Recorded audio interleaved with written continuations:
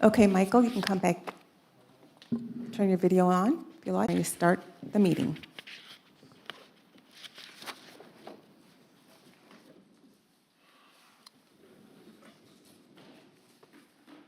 Okay, I'd like to call our special call meeting of Town Council to order. Could I have the roll call? While we're all here. Mayor Pro Tem Moffett. I'm just going to go down the line. What do you want me to do? We're doing roll call. Oh, yes. Mayor Labriola, Here. Mayor Berner, Councilmember Berner, You didn't promote it. Councilmember Belt, Here. Councilmember Heddenfelder, Is here. Could I have a motion? and Town Attorney Joe Wilson. Yes. And Stephanie Tillerson here. Could I have the motion to go into executive session to receive legal advice regarding the 2013 amended and restated development pursuant to South Carolina Code 30-4-70? So moved, please. Second? Any discussion?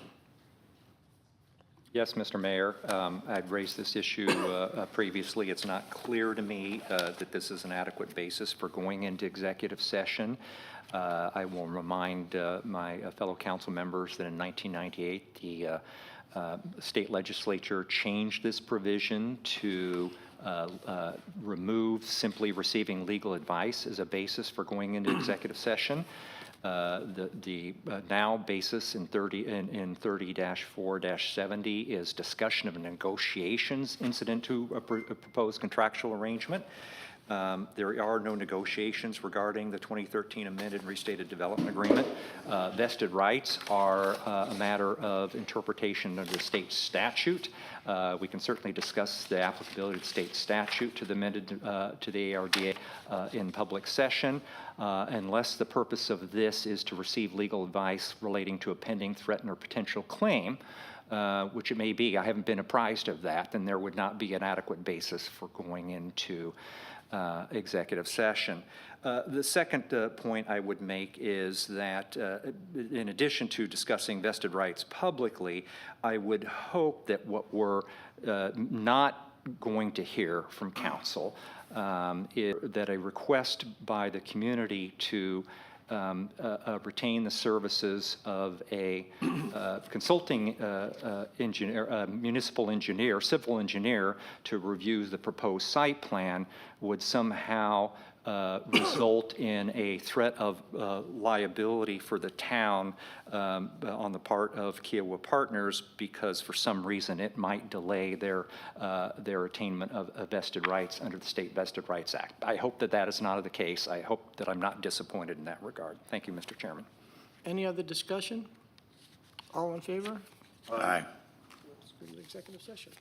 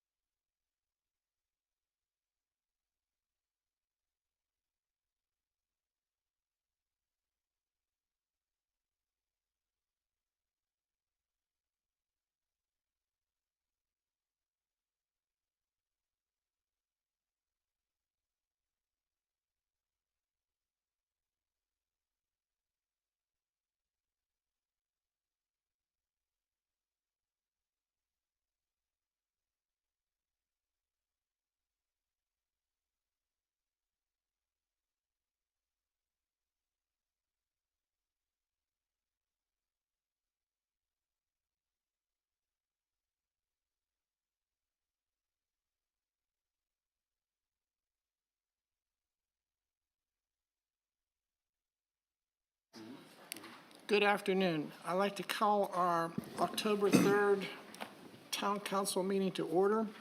Could I have a pledge of allegiance, please?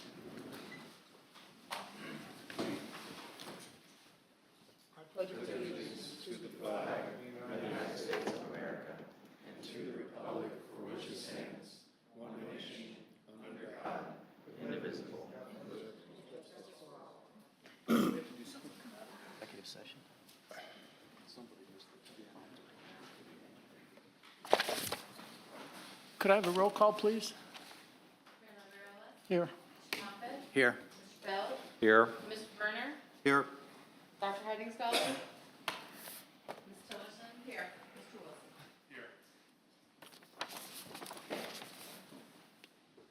Do I need a motion to come out of executive session?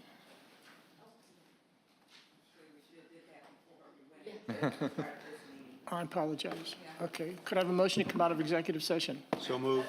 Second. Any discussion? All in favor? Aye. We have 3 sets of minutes.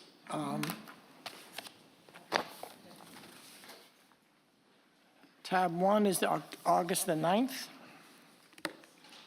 Could I have a motion to approve, please? So moved. Is there a second? Second. Any discussion on August the 9th? All in favor? Aye. The next set is September the 5th. I'm sorry, what? September 5th or not finished? They're here. They're here. Oh, wait a minute, the September 5th, the council meeting, the public hearing, or the hearing is there. The September 5th special call hearing. We have the minutes. Yep. Okay. Move to approve. Is there a second? Second. Any discussion? All in favor? Aye. And the September 5th town council meetings are still work in progress. We have 2 public hearings. The first public hearing is on, first reading is on ordinance 2023-17, an ordinance to amend the Town of Kiowa Island Comprehensive Plan land use element. John, you're going to speak to it?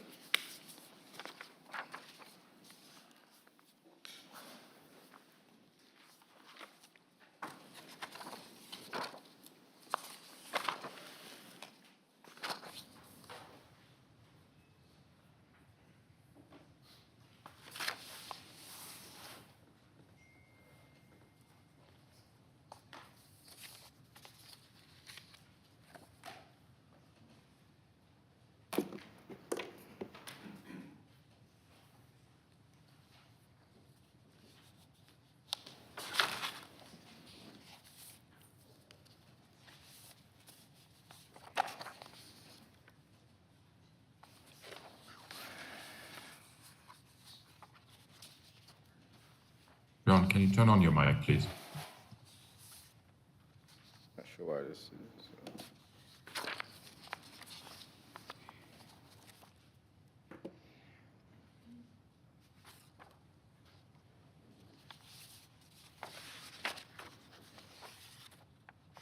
So we have essentially I don't know why this.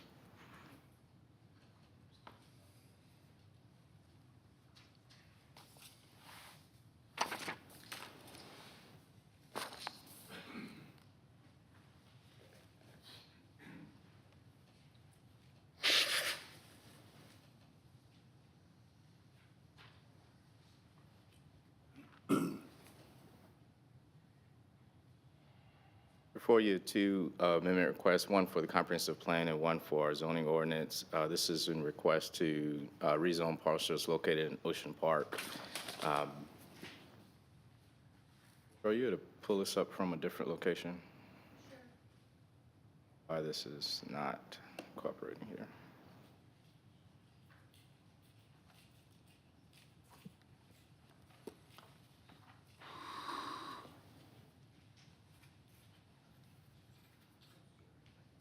Put it on there, but it keep.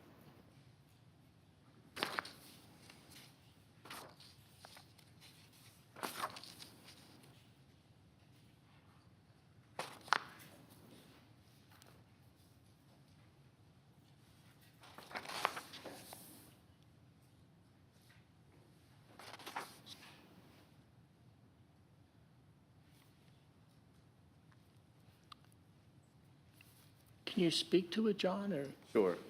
So the two amendments before you for public hearing and first reading are amendments regarding rezoning of parcels located in Ocean Park. There are three specific parcels that have been presented, two of which are center open spaces located in the center area, and then one is a 2-acre parcel located adjacent to just the entrance towards the ocean course. These parcels have been conveyed either to the Kiawah Island Community Association or the Ocean Park Homeowners Association. Currently, they're currently zoned R2 residential, and the proposal request is for them to go to our PR zoning district. Regarding the comprehensive plan, their future land use designation is medium residential density, and that is being requested to go to our active recreation and open space classification. So as part of these, this comes as a staff recommendation. This has been heard by the Planning Commission, which they have voted recommending of approval. The requests are associated, thank you, Petra. Yes. Want to be able to show the exact TMS numbers there. If you can move forward. One back, go one back. So the TMS number 207-00-00040, 265-16-00159, as well as parcel 160. You can advance to the zoning, the map images in there. So here's the location of the parcels out in Ocean Park. The 2-acre parcel is to the far west of this area, and the other two are central open space. These contain essentially the drainage patterns for the developed parcels in Ocean Park, and they essentially contain a lagoon. The 2-acre parcel is the area that's been within the development agreement. This is the 2013 amended and restated development agreement, has been conveyed as parking on that parcel that's been conveyed to the community association. That's the smallest of the three outlined there. You can move forward. This is just a zoomed in version of that. That's the 2-acre. Currently, there is a cell shan parking on this particular property. Continue. A few images of this area. You can keep going, Petra. Thank you. Few images of all the open spaces.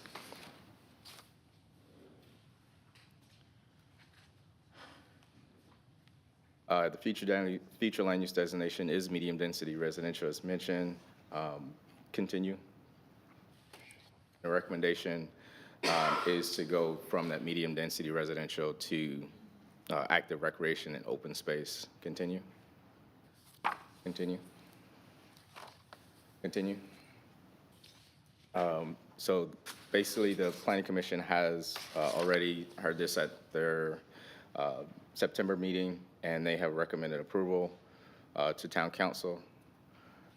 Continue. And Town Council, after public hearing, has the ability to make a decision on first reading, which is to approve as conditions or deny. Continue.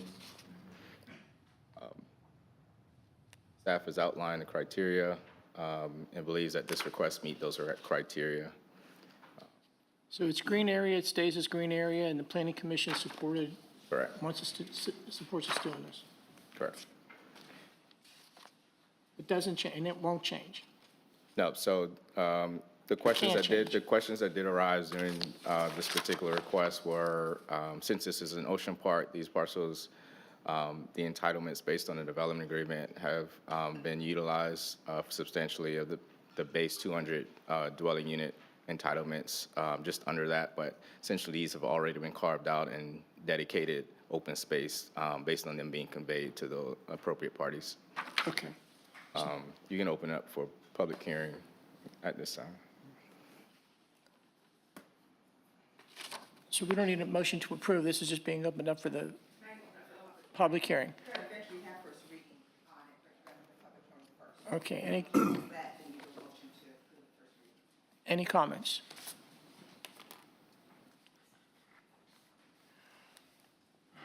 Could I have a motion to approve first reading?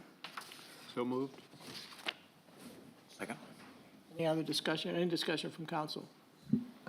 All in favor? Aye. Aye. Yes, ma'am, I'm sorry, I can't. Oh.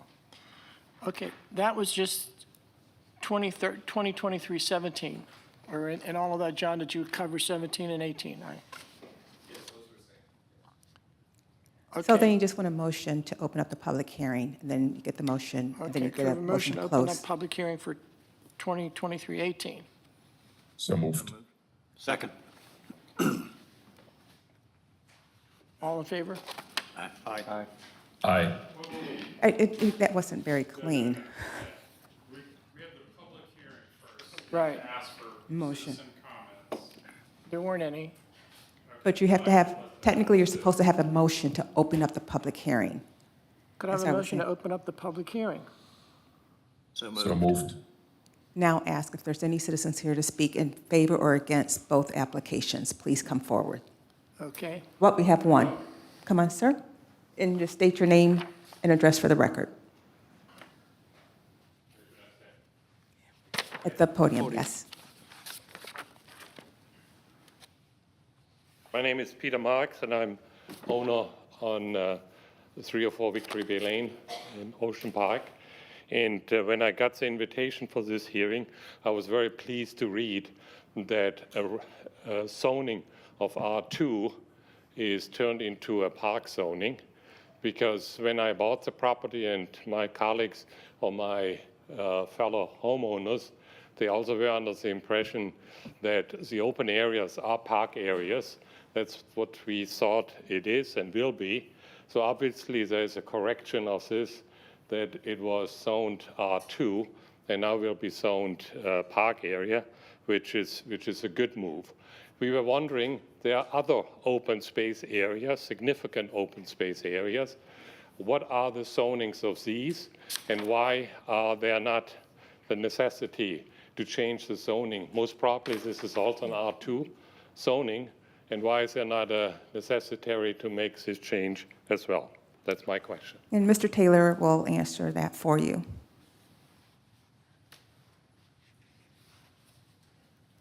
Able to pull up that aerial, Petra, I can help reference. Essentially, the remaining, Can you tell her keep which- going to just the aerial photo. Essentially, the remaining open space areas will be coming at a further date.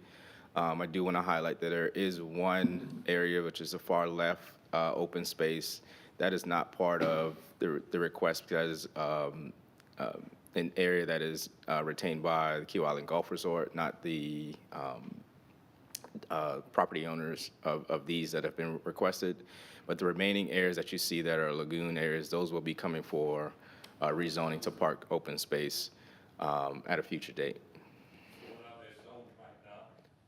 Those are currently zone R2, but those would go to the same PR designation, the Park and Recreation, as recommended for these parcels.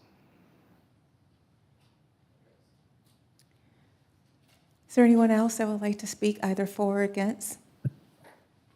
Okay, Mayor, you can now officially close the public hearing and get a motion to could I close have a the public motion to hearing. close public hearing? So moved. Second? Second. Any discussion? All in favor? Aye. Aye. Now, Not now you can do a vote if you want to approve for both of them for first reading, both Okay. applications. Could I have a motion to approve both at the, one at a time? You can do one at a time or both, however Let's you do like. both at the same time. So moved the motion? Second. Any further discussion? Okay, so first reading, is it concluded? Correct. Correct. It's concluded. It'll be on the agenda next month for second reading, second and final reading. John, I thought that, Yeah, we Yeah, have to he vote. didn't vote, yes. I thought they all all in said. favor?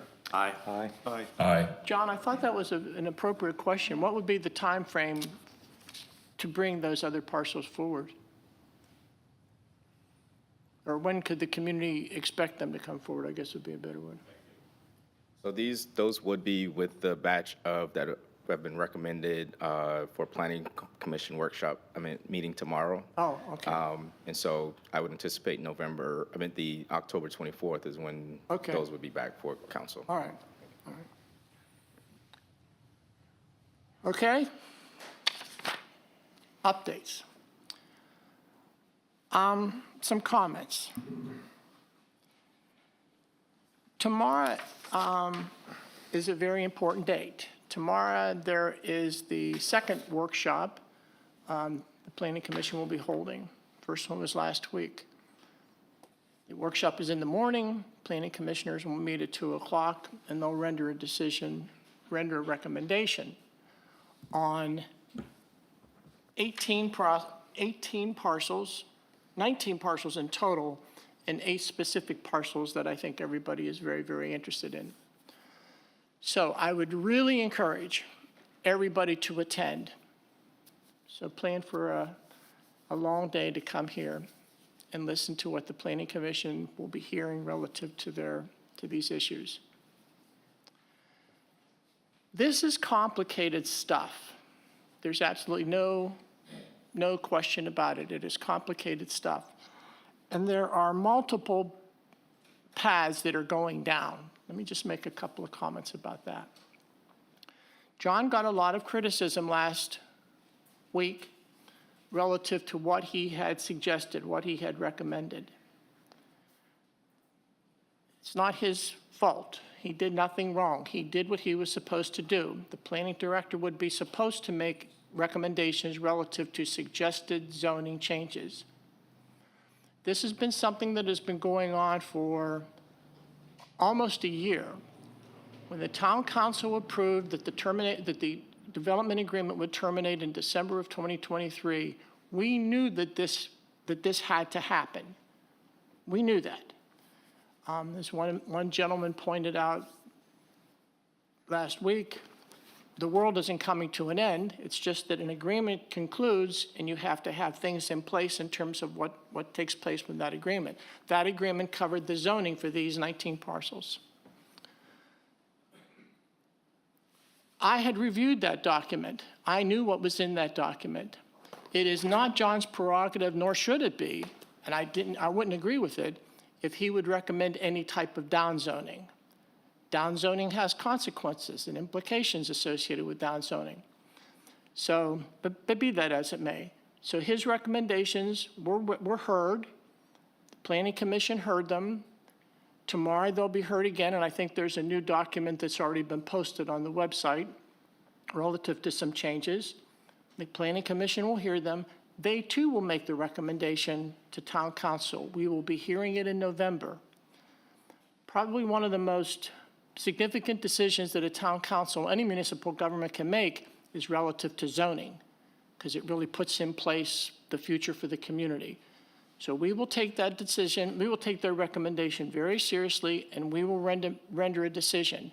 So if this town council, if the majority of this town council recommends upzoning or downzoning or consistent zoning, that's its prerogative, because it is exposing, that's a fiduciary responsibility that we have. So John's work, Planning Commission's work, and any individual's work is just that. It's just all work in process. So in November, next month, we will be making a decision, first reading and then a subsequent reading in December, relative to the designation for those sites. Okay? Those 19 sites, and specifically those 9 sites, 8 sites. That's one thing. That gets relative, that's confusing in and of itself, that there's a development agreement. To digress, if you get a chance to read some of the material that's on the website, we are seeing the closing of activities that began over 20 years ago. This thing started 2005, 1994, whatever, and the development agreements were first written. So our founding mothers and fathers, they knew that there was going to be an end site in place. It just happens to be this fall. So read over that. You'll find it quite of interest. So it's coming to an end. Okay. The zoning designations for those, let's just talk about the 8 sites. And specifically of the 8 sites, there's 3 that get a high level of visibility. The 2 on Beachwalker and Captain Sam's. But let's talk about Beachwalker for a second. That's future designation of zoning. what's over here? Right now, in place is a preliminary plat that has been approved for the Beachwalker properties.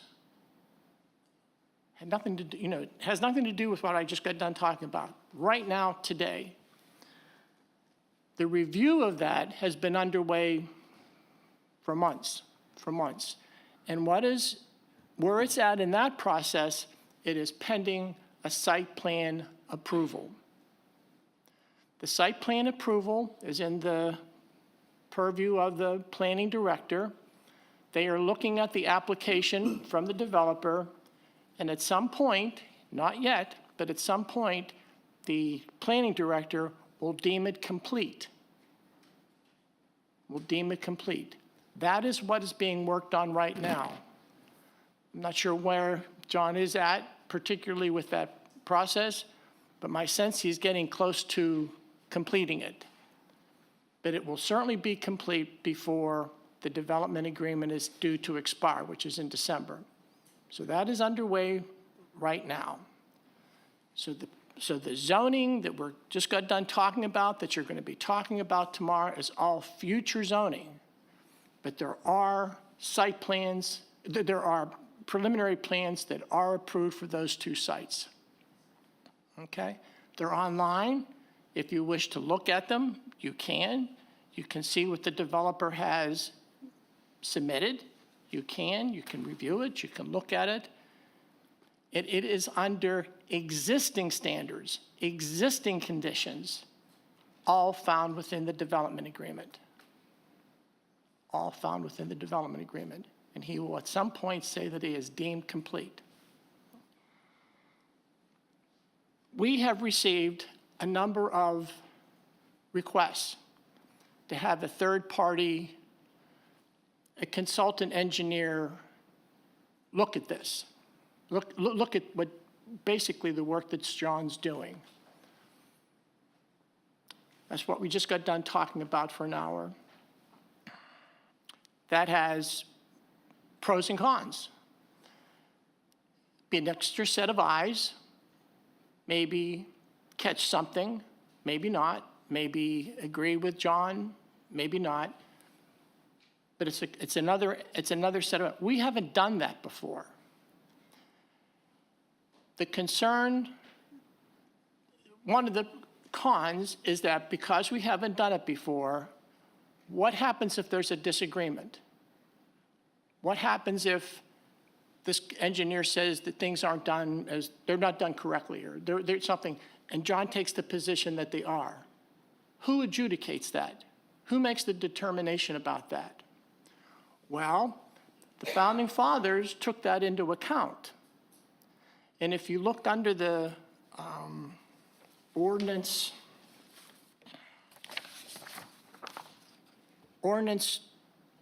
section 12-24, Board of Zoning Appeals, in that document, which is part of our ordinances, specifically calls out for when this could occur. It calls out administrative review, so that if an affected party, which in this case could be the neighborhoods on Beachwalker, feel as though that what the planning director has approved, has deemed complete vis-a-vis the site plan approval, it can be challenged. And that challenge goes to the BZA. So there's no inconsistency. It's all within the purview of it's all within the documentation of the rights and the roles of the town, the ordinances, and they can do that. I was delighted to read yesterday that those neighborhoods have made contact with council. Absolutely delighted. And all council has asked of us is to promptly informed of any administrative action taken with regard to any of these matters. I'll call them when that site plan is approved. So there's an existing ordinance that covers exactly that. It goes to the BZA, they're independent, They will review the work that John has done. They will review the issues from the neighborhoods. If they wish to bring in a third party, that is well within their prerogative to do that, and they'll render a decision. And there's subsequent reviews, appeals after their decision. I know everybody is concerned relative to Beach Walker. We all wish it could be done. We all wish it could be the way it was 10 years ago, 5 years ago, 10 years ago, 20 years ago. But there are rights that the developer has had relative to goes back decades, and now they're being exercised. I want this to be, I too would want it to be the way it was whenever. There's a lot of things I wish, life hasn't moved on with like they were a year ago, but they're not. But what we're going to make sure is that everything is done as correctly as it can, as appropriately as it can relative to ordinances that we have in place. There is far too much being written and said publicly, verbally, far too much. And that hasn't helped this matter at all. Captain Sam's, it would have been great if John would have recommended it to be going down to recreation. Everybody would be cheering. That's an example. That would be a down zone. There's consequences of that down zone. We as a council, I don't know what we're going to do in November, but whatever we do, we bear the burden of that, not the planning director, not the planning commission. So there's zoning-related issues and the implications about that, and there's these Upper Beach Walker projects and what's happening with that. So attend the meeting, come to the meeting tomorrow, listen, come to the council meeting in November and December, and listen to what's finally determined relative to the zoning-related issues. Follow what's being done. We'll keep you apprised on the website relative to what's being approved or what's being changed or approved on the site plan. But like I said, I am just delighted that these neighborhoods now have council representing them. I probably got things confused a little bit. I don't know if it was fairly well, give or take. But that is where we're at right now. So it's going to be a lot of activity going on these next couple of months to get both of these things done. John? I don't have anything to add. Michael? Yes, thank you, Mayor. A couple of updates, but first I want to say I'm sorry to my colleagues and those people in the room and online that I can't be in the room. I was probably a little bit too ambitious in planning my traveling back from Europe, so I got stuck in Washington, D.C. on my way home. But anyway, so I want to link right to what the mayor said. We received many emails over the last couple of days, and a lot of people have asked us, demanded us, requested us to halt the Beach Walker development, to vote against it, to make a decision today to never allow anything to be built on these properties. This is not how it works. And we have to understand, as the mayor said, that there are vested rights, and those vested rights go back even all the way to the Covetis and Buddy Darby and beyond. What we have to do is to deal with these entitlements, process them properly, but also, as we have been talking about for quite a while, especially as it relates to Upper Beach Walker Park, to take the opportunity to sit down with the developer and discuss and find compromise how we can hopefully reach an agreement over lower density, lower building heights, less floors in the building, less dwelling units in the building, larger setbacks and other topics that we have raised and explained before. But we can only do this within the boundaries of these vested rights and an agreement that we can reach with the developer. I really want to make sure the community understands this and remains engaged and voices their opinion, but please in an educated way that really helps us to find a solution, because just halting these developments and voting against it are just certainly the desire for many of us, but it's just not what we can do. Second topic I wanted to mention, the mayor also referred to it briefly. We had last week, I believe, the proposal from the planning director on the table for the first time, maybe a little surprising for some, about zoning changes to some of these properties that have either not been developed or have recently been developed, especially those along Beachwalker Drive. And as the mayor elaborated upon, downzoning them has a lot of consequences and legal risks, but then we also have to ask us, can it be a solution then to upzone? And that's where I have a lot of questions and concerns. And I hope now that we're going through a proper process with the Planning Commission, that especially starting then or continuing tomorrow in the workshop and in the Planning Commission meeting, that those things are openly and transparently discussed and debated, and that we can find a solution to commonize certain zonings as it might be beneficial, but certainly without upzoning of certain properties as an advantage for the developer. My third topic out of four, very quickly, I want to remind again the community about the other big topic that we have, which is traffic. I think we are all concerned about this. We have all seen how this has become so worse over the years. I just was reminded when reading the August 1st Town Council meeting minutes in preparation for the meeting, that I think it was Alex Fernandez, a board member of KICA, gave two very important data points, right? One was that there was a 12% increase of traffic through the first gate in the second quarter of this year.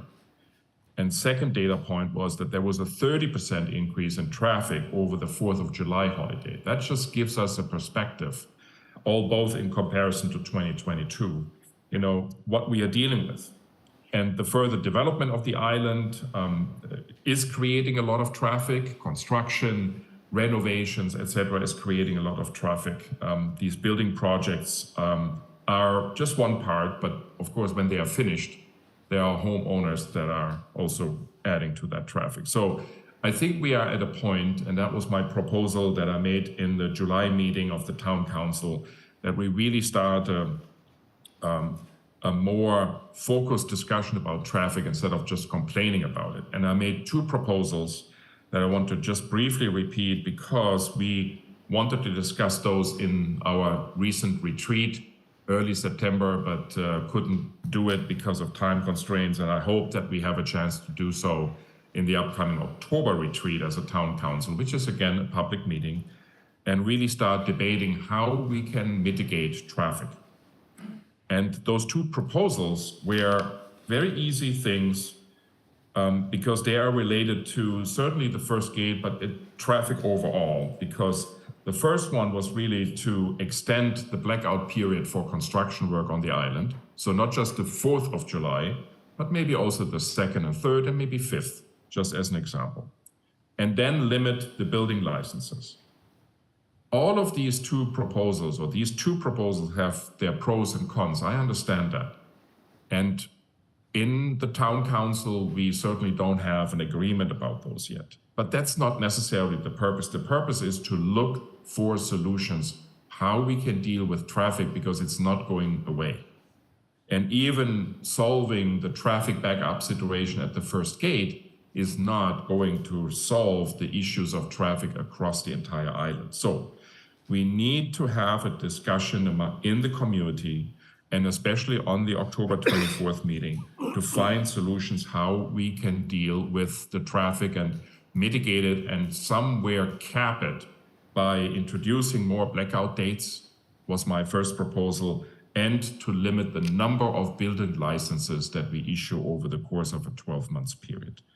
So I would encourage the community to start talking about those and other solutions and help us to have a really good debate at the October, I believe it's at the October 24th retreat about this, so that we can make progress in helping us to deal with the traffic situation on the island. Last but not least, I was again also reminded, reading the meeting minutes of the August Town Council meeting, that I think another Kika board member, made comments about the backup situation at the first gate, and that there are a lot of vehicles that are either have no pass, or vehicles in particular that are, lining up on the wrong side of the street, so to speak, and then have to turn around, etc. There's been a lot of discussion if we should use the ability of putting more signage on the pavement of the street. So far, this was denied by the ARB. I had further discussions with the ARB about this, and I think they are far more forthcoming about this and understand the need that this could be an interesting solution for us to better, guide traffic before they even approach the gate. And I would encourage the Kika board to please actively discuss and decide how they would like us, then the town, because the town owns the street in front of the first gate, how we should then help to better guide traffic into the right lane in front of the first gate. Thank you, Mayor. Russ? Thank you. Really, everything's been said, so I'm not going to repeat it. One of the things I'm going to be working towards going forward is trying to prepare an infrastructure construction plan for when the development commences along Beach Walker. This is going to include setting time periods for when deliveries can and cannot be made, along with the requirement for the developer to monitor, control, and then fix any traffic issues that come up during the construction phase. Certainly we have time before that starts, but we already heard from Michael that traffic's already a problem with those people that live here, and we already know it's going to get worse when Beach Walker gets going. So I'm going to be working towards a plan to try to minimize the impact as much as possible. And the only other comment I wanted to make with respect to the development on Beach Walker is we're all on the same page. We all wish we could have single-family homes simply on Beach Walker, but the development agreements say what they say. And that is what we're stuck with at this point in time. Thanks. Brad? Thank you, Mr. Mayor. I actually want to maybe start with something that I would have touched upon in my comments that Councilmember Berner just raised. And I don't know if actually Council, Joe, or the Planning Director would be able to address this. The infrastructure agreement, Yes. I think, would be an extraordinarily good idea. You said we could do that later. Well, meaning that we don't even have the plans approved yet. We can do it next year. And so the question I'm asking is, does the, I think so. In regards to what they're referring to is the town of Seabrook did with Seafields. And I've talked with John Taylor and I've talked with the town attorney, incorporating that as a condition of the site plan approval. And I've asked if he's talked with the applicant. But it has come before council. I said we have to draft it because you guys have to approve it. so that is my very question. Does Correct. that agreement have to be in place as part of the site plan approval? Or if the site plan is approved without that agreement being in place, do we have any ability to require it at a later date? That's something I have to confirm with Joe in terms of requiring by a later date. But I do know that we had talked about making it part of, if John approves it as part of the condition, that those items have to be met, but we have to know what those items are that council has to approve. But I'm not sure if you're asking at a later date, can you all approve the conditions after? I mean, this is critically important issue. Yeah. If we are in agreement that there should be the same types of terms imposed as the town of Seabrook did for encroachment or access off Seabrook Island Yeah. Road And- for Seabrook and MUSC, when does that agreement need to be, and it's not actually agreement, we could simply impose conditions similar to those. We are, yeah, we're looking into that. I don't want to misspeak right now because I'm talking off the cuff, but we are aware of that, and I have talked with Mr. Taylor about how can we add these conditions, but ultimately we have to bring something back before you all, which is very similar to essentially the construction schedule. That's what Seabrook did, to say, when trucks can come in, they have to have flaggers, all of that. We would essentially craft something similar and bring it to you all.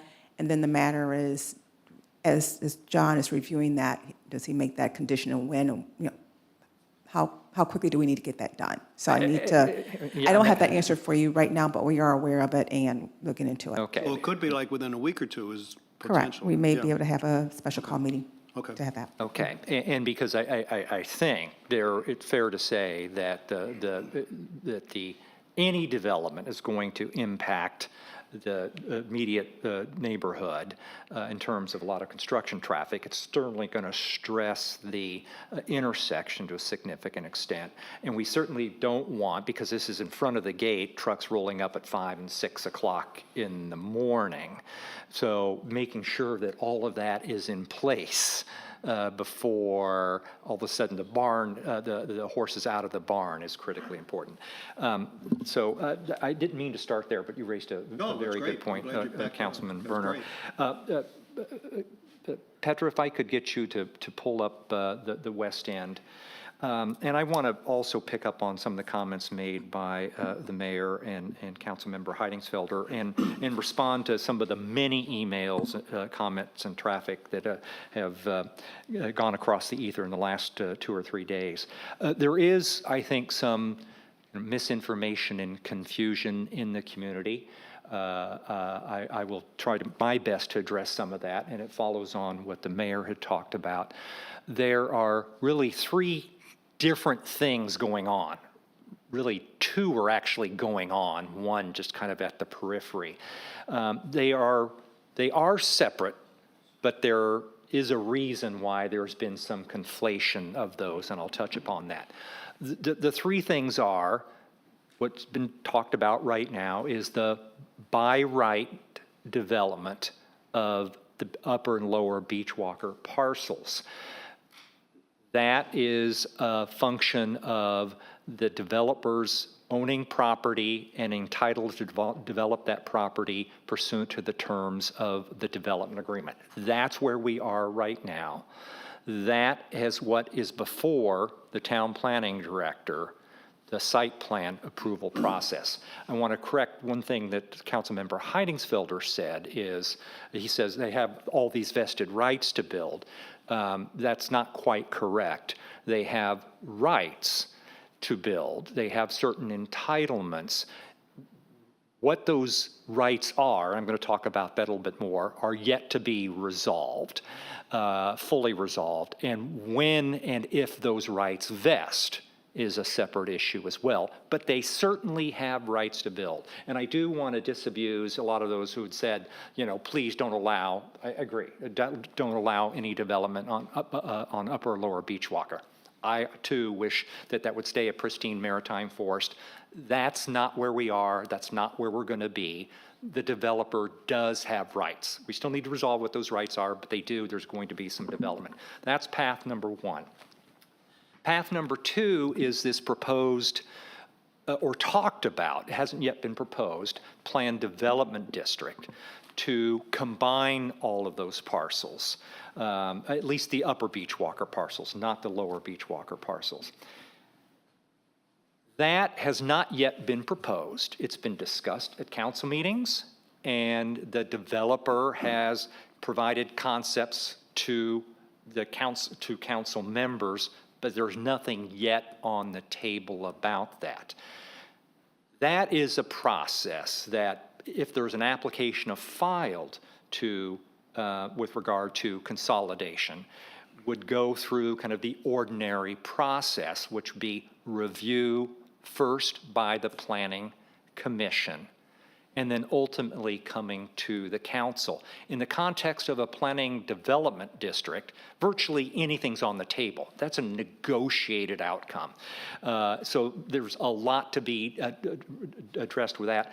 I do have some concerns about some of the statements that have been made, particularly one in communication that went out from the town the other day that says, we, I don't have the language right in front of me, to something to the effect that we believe that if these 8 things occur, that would be a good thing. I'm not sure who the we is. And in any event, the process has to go through the Planning Commission. It's not the prerogative of the council to bypass the Planning Commission in order to approve a potential planned development district. The third is the rezoning of the development parcels, of the upper and lower Beachwalker parcels, indeed all parcels once the development agreement goes away. Now, again, this gets, Mayor says absolutely right. This is all very complicated stuff. He says, well, if we don't want to do any downzoning and that has consequences, and what about upzoning? Part of the challenge right now is we don't know whether, in fact, what is being proposed actually constitutes upzoning or downzoning on some of these parcels, and I'll get into that in just a moment. But that is its own separate process. Everybody here, anybody else, please do come to the Planning Commission workshop and Planning Commission meetings, because it's critically important that the community continues to stay engaged and aware of what's transpiring. So I want to, if I, okay, I can't, I guess I can see it here. If you go to the next slide, please, Petra.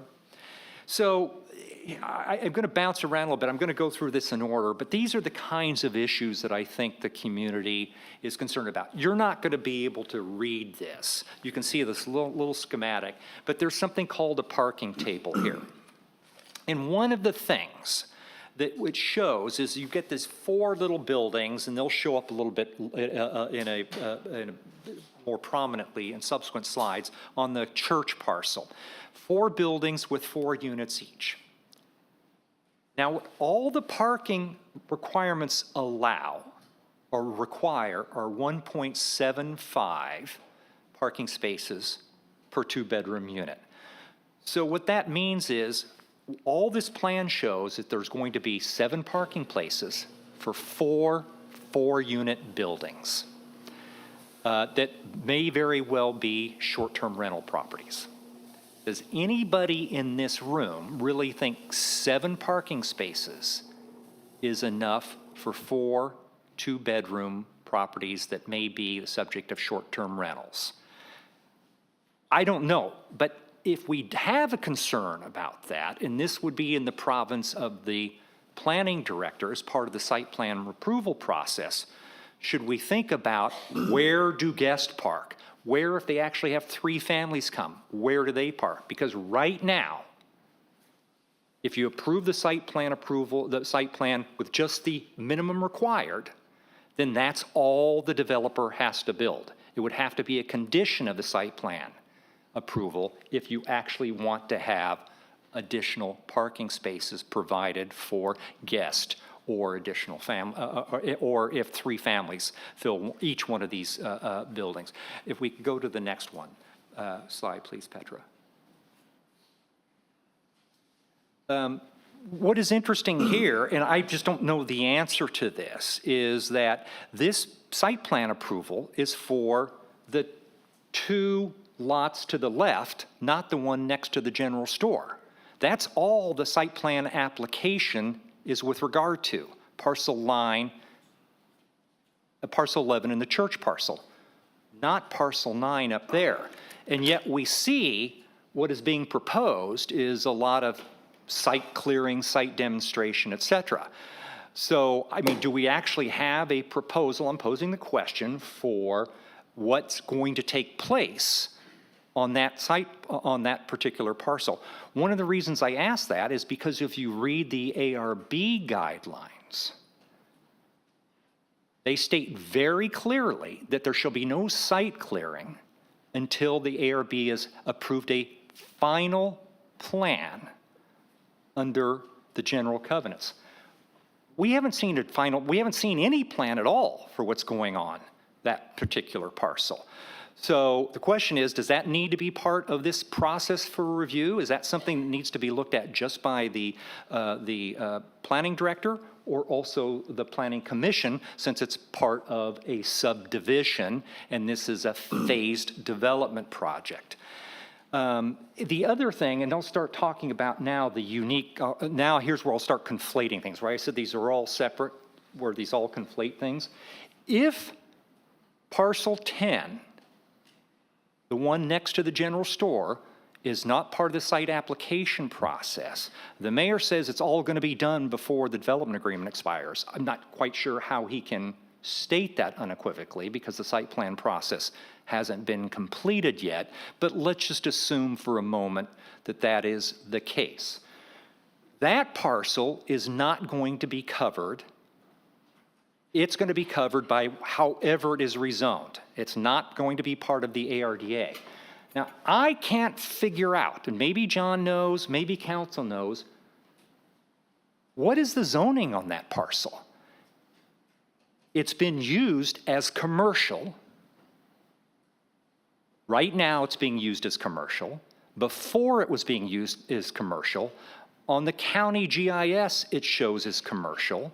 Yet in the ADRA, it's R2. On the town's zoning map, it's R3. How can it be all of those things at the same time? Which is the one that's applicable if and when the development agreement expires? How do we know what constitutes upzoning or downzoning unless we know the base zoning? I've posed that question. I haven't gotten the answer. Maybe in the next tomorrow, before tomorrow morning, because we're going to start talking about this stuff, we can figure that one out. Same thing with the church parcel right next to it, which is kind of the flag lot right there. It shows up in the county GIS map as a form of agriculture.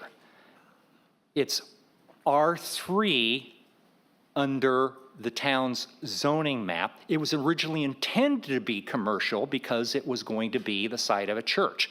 When was it rezoned to R3? Because it wasn't part of the development agreement, so there had to be, just like the process we just went through a little while ago, to actually have first reading, a public hearing with regard to zoning amendments. When did that all occur, and what is the answer? We really don't know. The other thing I want to point out on this particular, next slide, please, Petra. I'm trying to get it on here where he can use the, yeah, I mean the, Yes. Well, what this shows, one of the questions is, what can the question the HOAs have posed all along is, the developer has rights. Exactly what are those rights? Really can't have any discussion about a planned development district until you kind of know what the baseline is. Now, the application shows that the developer can build 72 dwelling units on these two parcels, 56 in parcel 11 and 16 in the church parcel. Now, I'm not the expert on this, but as I read all the technical requirements, I'm skeptical whether, in fact, the 16 units can actually be built consistent with all the technical requirements. Maybe they can, maybe they can't. If they can't, then their by right number of units may only be 56. It may only be 62. That should inform any discussion about a subsequent planned development district. The next one, please, Stephanie. So this is the one I think a lot of people have raised. I mean, I'm not going to read this. I can't figure this out. This is the stormwater management plans. Very complex, very technical. And I think that's one of the issues that was concerned, particularly given the fact that, for example, recent flooding, the Riverview Pond overtopped, and causing about $30,000 of damage to Riverview. So the question is, what is going to be the impact of tens of thousands of acres of additional hardscape impervious surfaces in an area that right now is absorbing a lot of rainwater. Where's that going to go? But there is a little, it's not in there, but it does say all of this is going to go into a stormwater retention pond. The problem is there is no stormwater retention pond, at least in this particular parcel, not in parcel 11 where most of the density is going to be. Now, maybe it's all going to be directed off to the other parcels, but I don't think any of us really know of the other ponds that are adjacent nearby. Those are already supporting Greens Lake, Sparrow Pond, the golf course, and others, whether all this additional stormwater is going to be an issue for the ecosystem. The Kiowa Conservancy, and I see Lee Bundrick and Kali Farah here, about a year and a half ago, and I commend this to everybody's attention, submitted a very thoughtful memo that addressed their concerns about impact on stormwater, pollution, and also the native habitat, since this is used as a pathway for bobcats. But this seems to say you need a stormwater retention pond. There isn't one. That's one of the concerns I think the community legitimately has. How do you get answers to something like that? The next slide, please.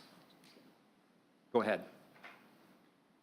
So this is another one where if you look at that kind of upper left corner about 10 o'clock, there's a little carve out there. This is the initial land disturbance phase. And this is, again, one of those issues of kind of the planning director's discretion.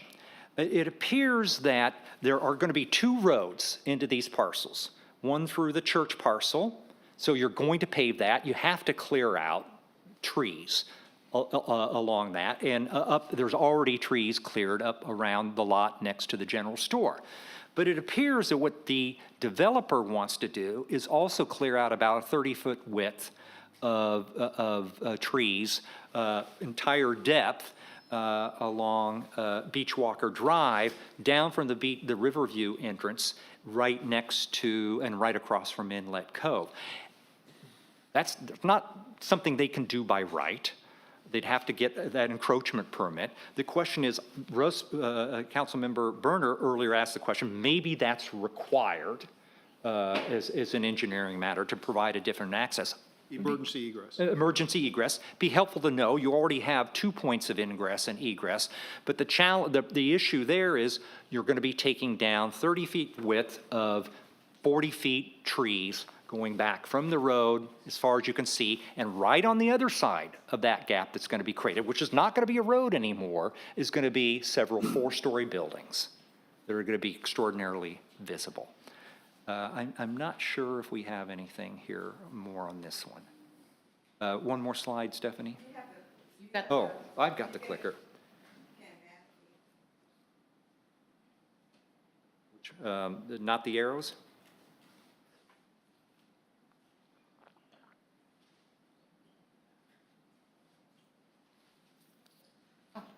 all that work.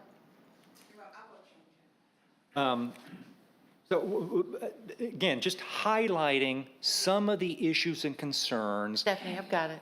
that I think the community has, and the concern is kind of the lack of the transparency of the site review process. The planning director is diligently pursuing a lot of issues, but there aren't answers to a lot of these kinds of questions yet. And the concern is there are going to be decisions made by the planning director that potentially negatively impact the community, that there could be a discussion about those, and maybe he hasn't thought about some of the things like, do I need to have as a condition some additional parking area for these parcels? Let's just go ahead and switch over to Ocean Pine if we could.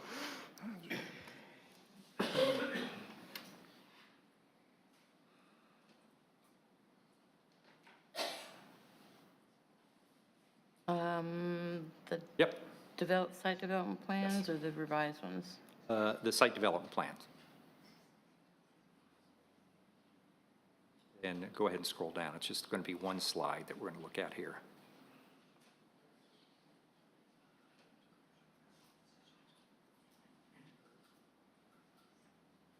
That's sufficient. The concern that, and this was really flagged by a resident at Inlet Cove, that is a major concern, and this will actually implicate Kika as well, deals with ingress and egress from this development, and particularly parking-related concerns and considerations. Now, what you will see here is not just the plans for the buildings, but at the bottom kind of right center, you'll see a fairly large parking lot that's established there. So here's the issue. We're still waiting, I'm still trying to get clarification from the planning director on this, but it appears that for Timbers, there were not actually constructed the required number of parking spaces on the site. My concern is that that same thing is happening right now at the Cape, that there aren't the required number of parking spaces being constructed on the site. There would be approximately 150 parking spaces on the Cape required for the residents. There would be a number, approximately 30, that would be required pursuant to the ARDA and or the town's code with regard to the commercial services there, the club, the restaurant, etc. It's not clear, again, we've asked to look at the review of the plans, whether in fact anything more than the 150 for the residences are being built, plus there's 4 club cottages. There was an agreement to actually build parking, overflow parking, across the street, across Southern Pines, which you see on this new development right now. Now that was an agreement that was apparently approved, even though by the town, even though the town's ordinance states very clearly that the parking required number, minimum required number of parking spaces are supposed to be on the site itself. Put that aside, and how you deal with that or potentially require changes now, or how you mitigate the issues with regard to the Timbers. That little parking lot right there, 30 slots, is now supposedly going to deal with all the Kiowa Island Club parking, any guest parking for the Cape visitors. I think they're going to have some parties up at those very fabulous 3 or 4 bedroom villas on the top floor, any spillover staff for the Timbers, and also guests of the Ocean Pines, because there's only the minimum number of required spots in Ocean Pines in each of those buildings. So where is everybody going to park that's coming down to visit the Cape Club? The partners have described this as, something in between the Marsh House and the Beach Club. Beach Club, probably, 100 or so parking spaces. And then on busy days, holiday weekends, you have people not only filling all those spots, but parking in the grass, parking all over the Beach Club property. The folks in Sparrow Pond and Greens Lake along Duneside are understandably very concerned about what's going to be happening to all that traffic coming through. Are people going to start parking on their streets, in front of their houses, et cetera, because there clearly is insufficient parking to be able to respond to the very foreseeable needs. Then the question becomes, as part of the site review process, should some additional conditions be posed? Do changes need to be made in order to accommodate that? Now, there's a further complication here, is because there is a separate contractual agreement between the partners and Kika dealing with all this. If you read through that agreement, it doesn't appear that this site plan comports with what is in that MOU between Kika and Kiowa Partners. How was that all resolved? I think these are the kinds of questions I think the community has. And the concern has been all along, let's figure all this out before the cake is fully baked. mistakes have been made in the past, like they apparently were with regard to parking of the timbers in the Cape, and there may be other technical issues, let's have a collective conversation to figure out and solve the things that are easily identifiable and address them now before there is any site plan approval, in which case then you're just in challenge and litigation mode, which doesn't solve anybody's interest. And to be clear, sure, agreed parties can challenge, but that's probably the best basis of a challenge is going to be on the technical requirements. On these softer things of discretion, not so much. So that has been my particular concern about this. That's how I kind of onboard all the concerns from the community. And that's why I think there's been so much interest in this, because there is a perception out there that everything is pre-baked, that regardless of all these concerns, it's going to be proved just like it is. Everything that's on the page now, all these questions and concerns aren't going to be addressed. And then it's up to the community then to pursue legal challenges to do that rather than solving all of this in advance. Thank you, Mr. Mayor. Steph? I only have a few updates to let you all know that I was told that Seafields looks like they're starting their process, pulling whatever necessary, or have their electrical or mechanical contractors out there, so they're moving right along. MUSC, the town met with their development construction team, so it looks like, and we've had around that table was representatives from various agencies there to give them feedback on things that we may be required. The interesting thing with MUSC from a town's perspective is that they're essentially building the hospitals under state control, so it appears that the state engineers would be doing all of the review of the plans, do the inspections. It would be paying, we're not getting building permit fees or anything like that. So essentially, our building team may not have very much to do. I mean, they'll get the plans and they'll be able to look at them, but it sounds like essentially the state engineering agency does all of that. Coming up on October 10th from 1 to 3, the Health Village Project, which was the Wellness Center Medical Facility, they are hosting an open house meeting here at Council Chambers. This is not a town-driven initiative. They wanted to have a meeting for the community, so that is on October 10th from 1 to 3. That's all that I have. Citizen comments?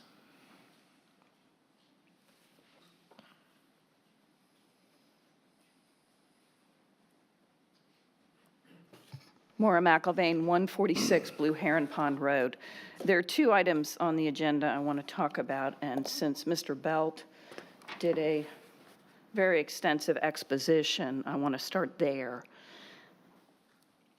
Mr. Belt is correct.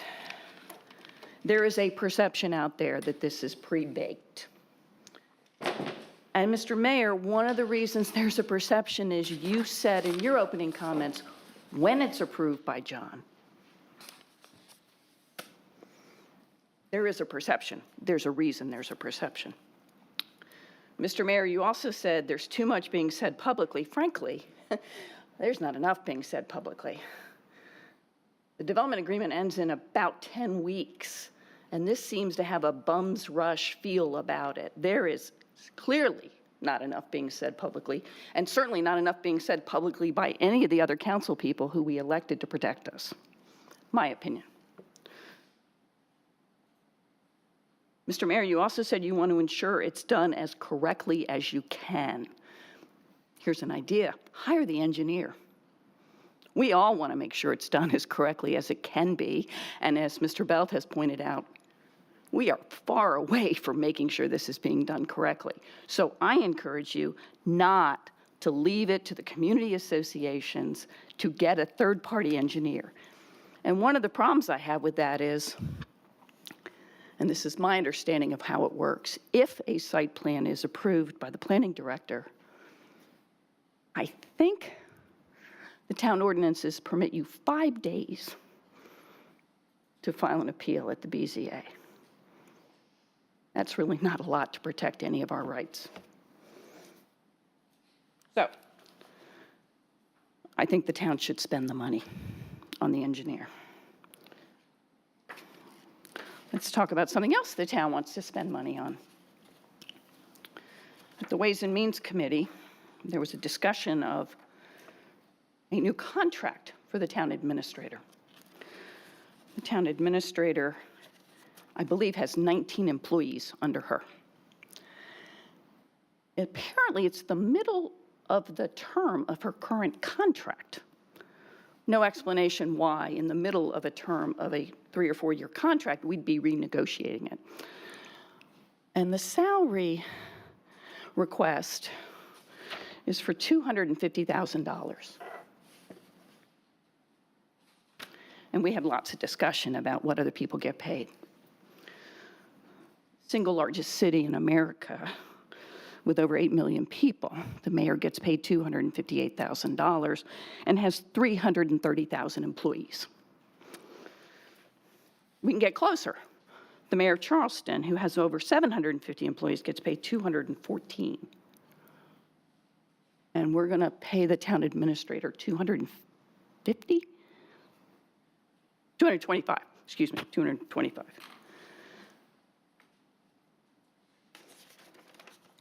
City administrator of Folly Beach, 38 employees, $126,000. Administrator for Sullivan's Island, 45 employees, ranges between $135,000 and $145,000. City administrator for the Isle of Palms, 82 employees, $131,751. And we don't want to spend money on an engineer? Wow.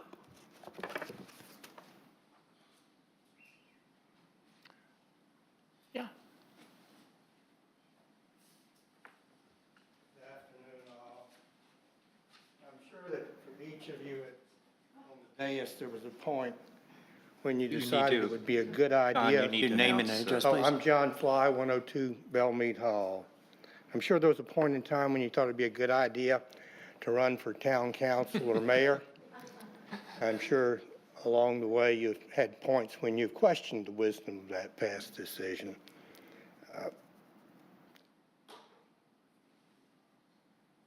The mayor quite correctly said, one of his first things he said is that this is complicated.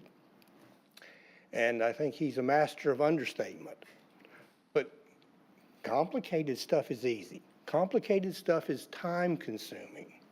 But there are many, many ways to manage complex projects and complex decisions. A much more difficult type of situation to deal with is something that isn't complicated, something that's confusing.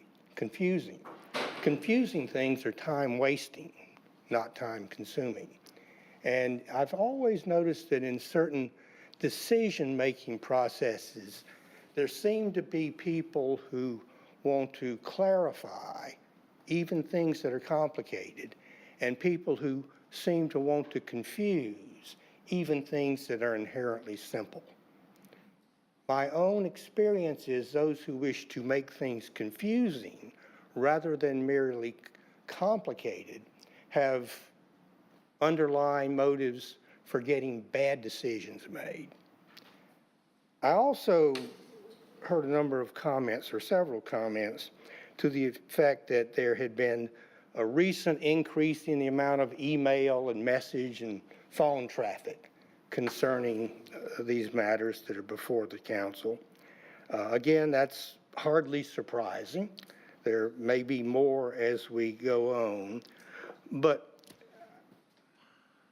while there may be a few people in the community who actually wish that the town council would somehow do something to have nothing built, I don't think any informed or responsible members of the community think that that's either realistic or proper.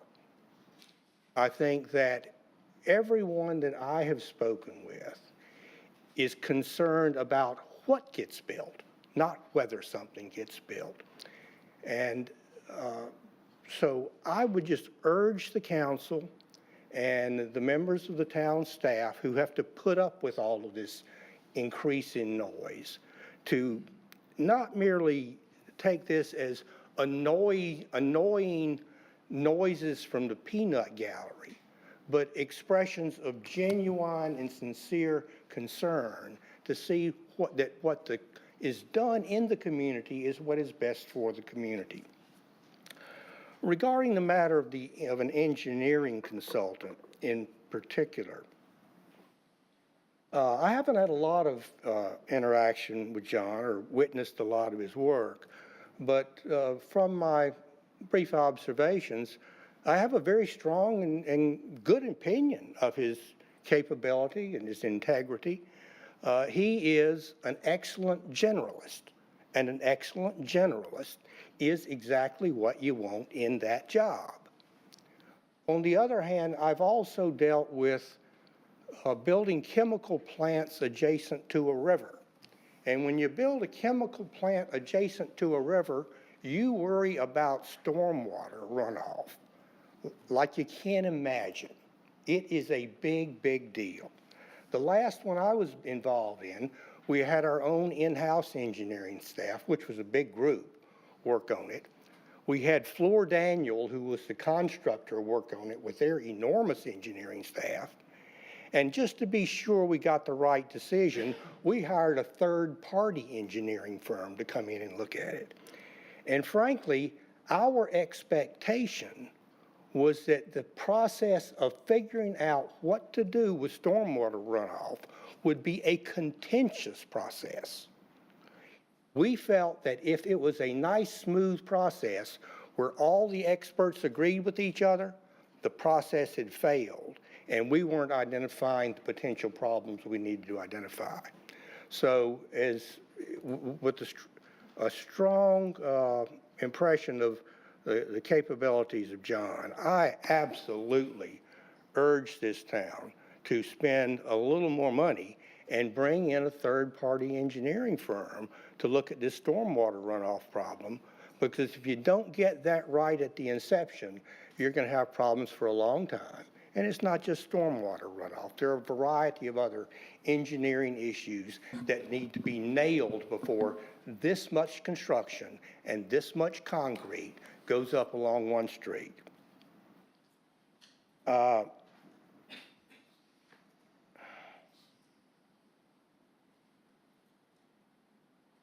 There was a comment made about the problems with downzoning at the end of the expiration of the existing development agreements. I appreciate those problems. Upzoning for no good reason other than to make another property right grant to the developer is at least as problematic, and I think certainly more problematic. Whether we like it or not, there is an expiration date on the existing development agreements, regardless of how long the history of those agreements are. And on any property right, on any legal right, expiration dates have consequences. Now, there has to be a transition from operating under a development agreement expires to some other system. But I had a lot of friends in Hong Kong in 1994 when the 99-year lease of Hong Kong to the British government reverted to Beijing. And all of my friends walked around with plane tickets in their pockets because they knew if it didn't go well, they and their family members needed to proceed immediately to the airport and fly out. I don't think we're facing that kind of a situation. But as it all worked out, well, it didn't work out the way anybody expected it to work out. It worked out just exactly as we should have expected it to work out. And Hong Kong is no longer free. So expiration dates do have consequences. To pretend that it doesn't really matter much because they're possibly vested rights or they have 20, 30 years of history behind them, doesn't deal with it. as I have tried in my limited capacity to understand the rights granted under those development agreements, they're parcel by parcel rights. I understand that the developer doesn't want to develop parcel by parcel. I wouldn't either. Doing so probably wouldn't be best for the community. We certainly, at some point, need to wind up where something can be done that makes sense for the developer and sense for the community, more sense perhaps than the existing development rights. Not necessarily more generous, but makes more sense. So I do encourage everyone to bear with this process. It will be complicated. It should be complicated. If we allow it to become confusing, something's going wrong with the process. There are rights here that are important, legal, enforceable rights. They have to be honored. On the other hand, as I look at around me in this country, I see an awful lot of people who are very frustrated because they believe there are major cases in court now concerning the next year's elections that have been pre-baked.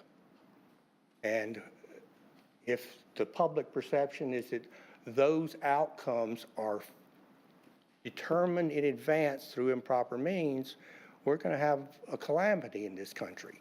And if it is felt in this community that these decisions, minor in contrast, have been pre-baked, there's going to be an awful lot of frustration.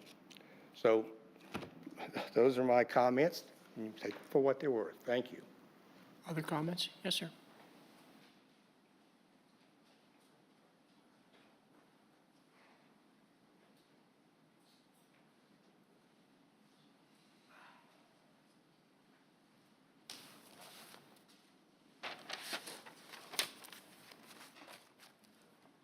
Hello, my name is Paul Kurth, live on 302 Victory Bay Lane.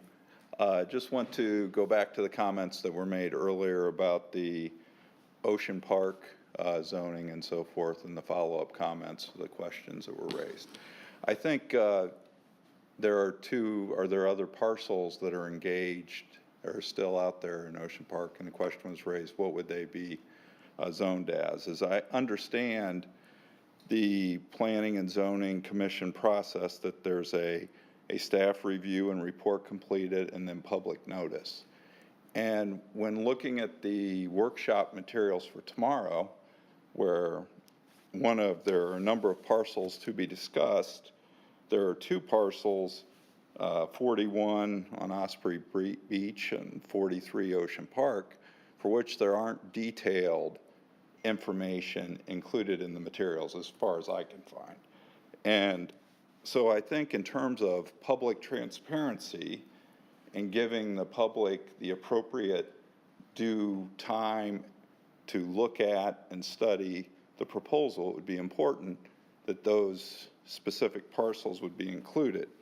I think secondly, to follow up, the recommendation on the summary sheet was represented earlier for the Ocean Park parcel 43 that it would be designated as PR.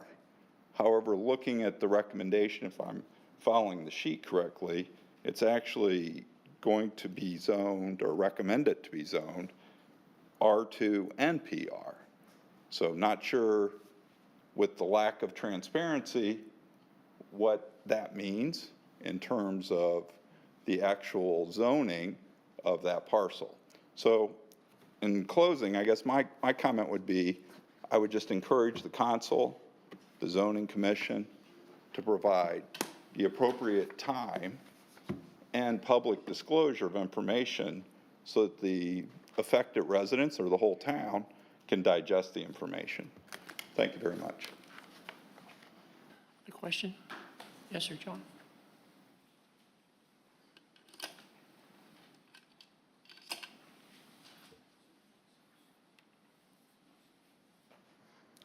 My name is John Connolly. I live at 1020 Scalp Court, that's in Sparrow Pond. We are obviously one of the affected neighborhoods by all of this development in West Beach. I really just wanted to add to some of the things that Brad said, And I'm going to talk about pretty basic things like parking. It's very unnerving for residents of a community to find out that things have been approved that will impact them down the road. And it turns out that things were not really well thought out.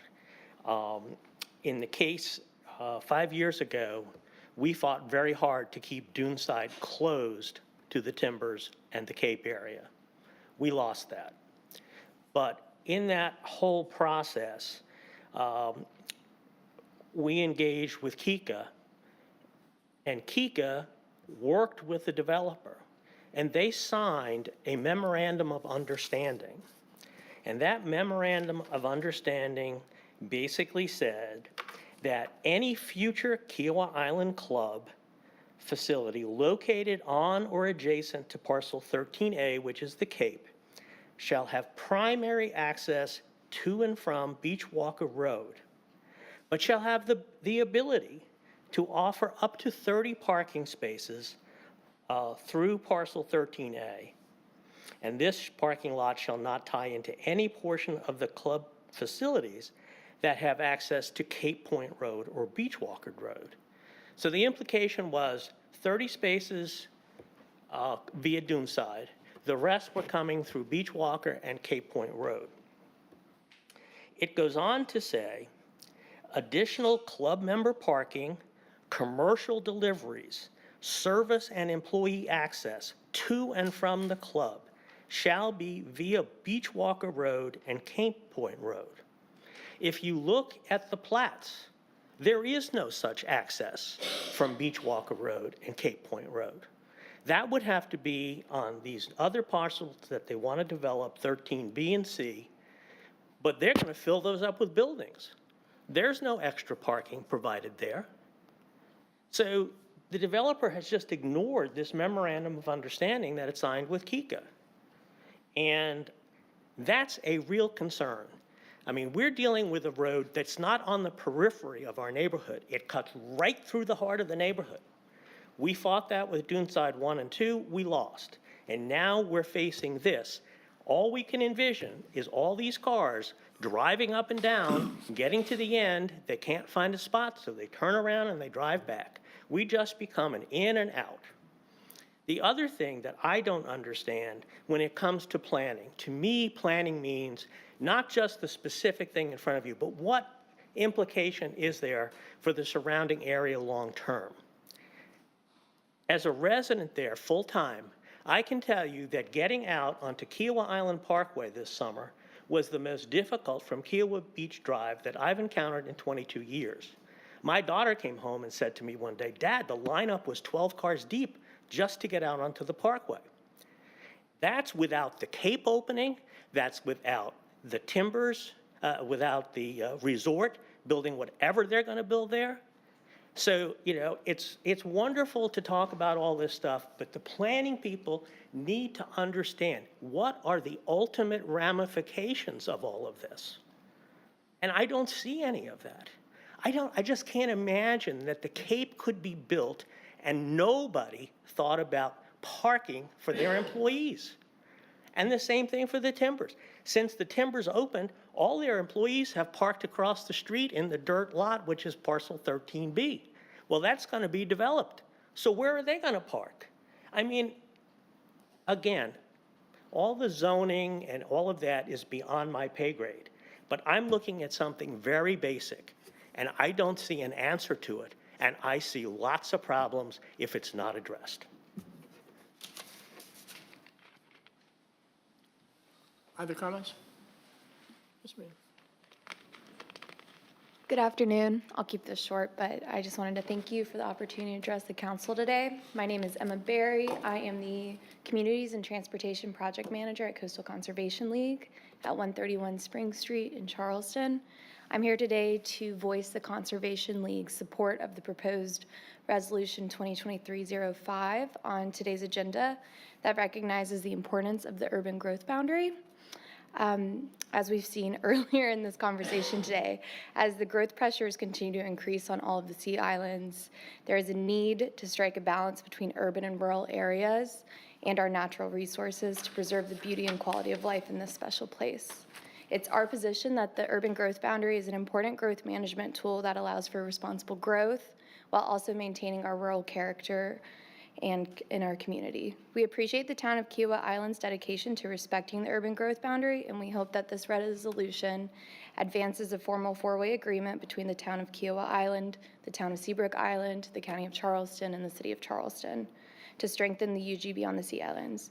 The Conservation League believes that the resolution before you today is the first step towards achieving this goal. We're happy to offer any information or assistance to help advance this collaborative initiative amongst the Sea Islands. Thank you for your time today. Thank you. Yes, sir.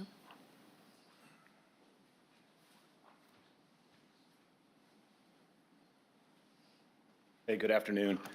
John Grierson, 109 Bobcat Lane, one of the three communities that retain council, really on the belief to ensure that the process is followed to the way it is. It's sad that we have to do that.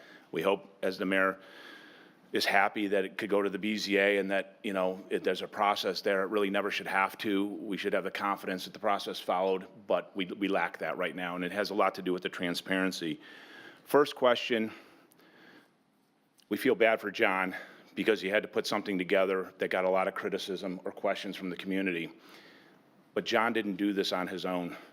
He didn't just go in his office and say, I'm going to rezone this island because something's happening. He was told to do this. It'd be interesting to see who told him what to do on this, because it's a very enlarged plan. But in the explanation that he put out, the simple question is why? And what happens if nothing gets rezoned? Because as I looked at it as a member of this community, I wondered what's the benefit to the community right now? I can see why maybe the partners would like this, but to the community itself, if nothing happens, what happens to us? Why is that bad? Again, there may be horrendous things, but a simple, non-confusing explanation would help us all understand maybe the reason for this rezoning. But we haven't heard that. What we continue to hear is it's going to get done, something's going to happen, and life goes on. But again, transparency, simple language, explain why these actions are taken. Then we hear rumblings about the corner real estate building, that there's negotiations going on with a few of the council members. Don't know if it's true or not, but maybe that's tied into this. I really don't know. But it also doesn't build confidence with the transparency of what's happening here. And listen, I've been in front of this group many times. I've developed over 300 communities in 8 states. The most interesting thing about what's happening here is even when I went to the developer-friendly townships, and this is kind of what it seems here, I had by right, which was expensive to build, not desirable for us, but that's all we had. And when we would show an ugly plan, we tried to get to a plan development where we could get the community, the developer together to create a win-win. That's really the track we've been on. Now we throw rezoning into this. But along that track, even the most friendly townships that I went in front of cared about 2 things: the safety of the community and stormwater management, especially because most of that's done at a state level at almost any other place you go. But let's talk about safety for one instance. I live in Riverview. I have a neighbor that walks his dog every day. He has seen 2 bike people get hit at the gas station. The last one was within 10 days ago. He ran to the security office to let them know. We don't have police on the island, apparently, so the security folks were there. The biker was hit. In every town that I ever developed, we couldn't go past go unless we did traffic and understood the safety, turn lanes, everything that had to deal with this, especially when it involved safety. This one is almost an after fact here. Yep, we talk about a little bit, need to do that, and the doctor brought that up as something, but that's paramount before you go past go. The second one is stormwater management, critical issue. Everybody on this island is paying money to Kika right now to remediate water. We pay monthly, 5-year plan.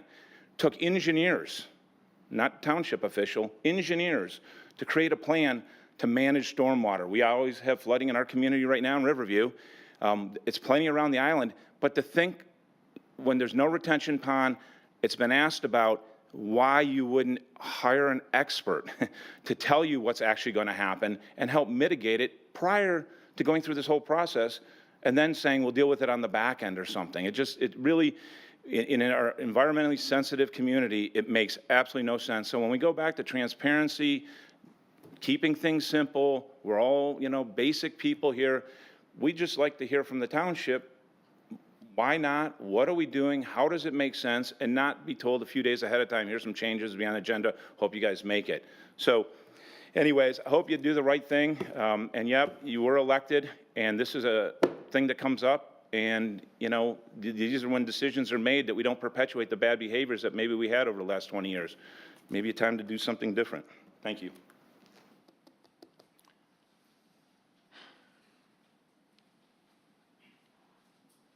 Dave DeStefano, 31 Burrows Hall. With respect to the Lower Beachwalker parcel, Kika does have some interest there, and John was right, there was an agreement made. And one of the agreements made was that only 40 of the units were going to exit through Duneside. The developer came back to us and wanted to reconfigure that parcel. We asked them a lot of questions: how many units, how many bedrooms, how much parking, et cetera. They requested we submit a formal written request for information to them, which we did. They never responded, and they withdrew their request to reconfigure, because, as you know, Brad, there is nowhere near enough parking in that parcel. If there's one guest shows up, there's not going to be any place to park. There was like 1.5 spaces per unit. So parking in that area they never responded to us because they didn't want to tell us the number of parking spaces they had. Thank you. Any other comments? Old business. A second and final reading of ordinance 2023-15.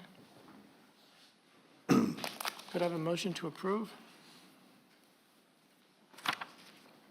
So moved. Second. Second. Any other discussion? All in favor? Aye. Item B, tab 7, ordinance 2023-16. Second and final reading. Could I have a motion to approve?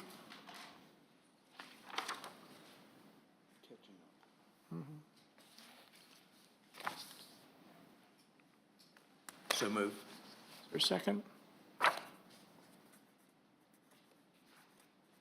Hold on, just give me a minute.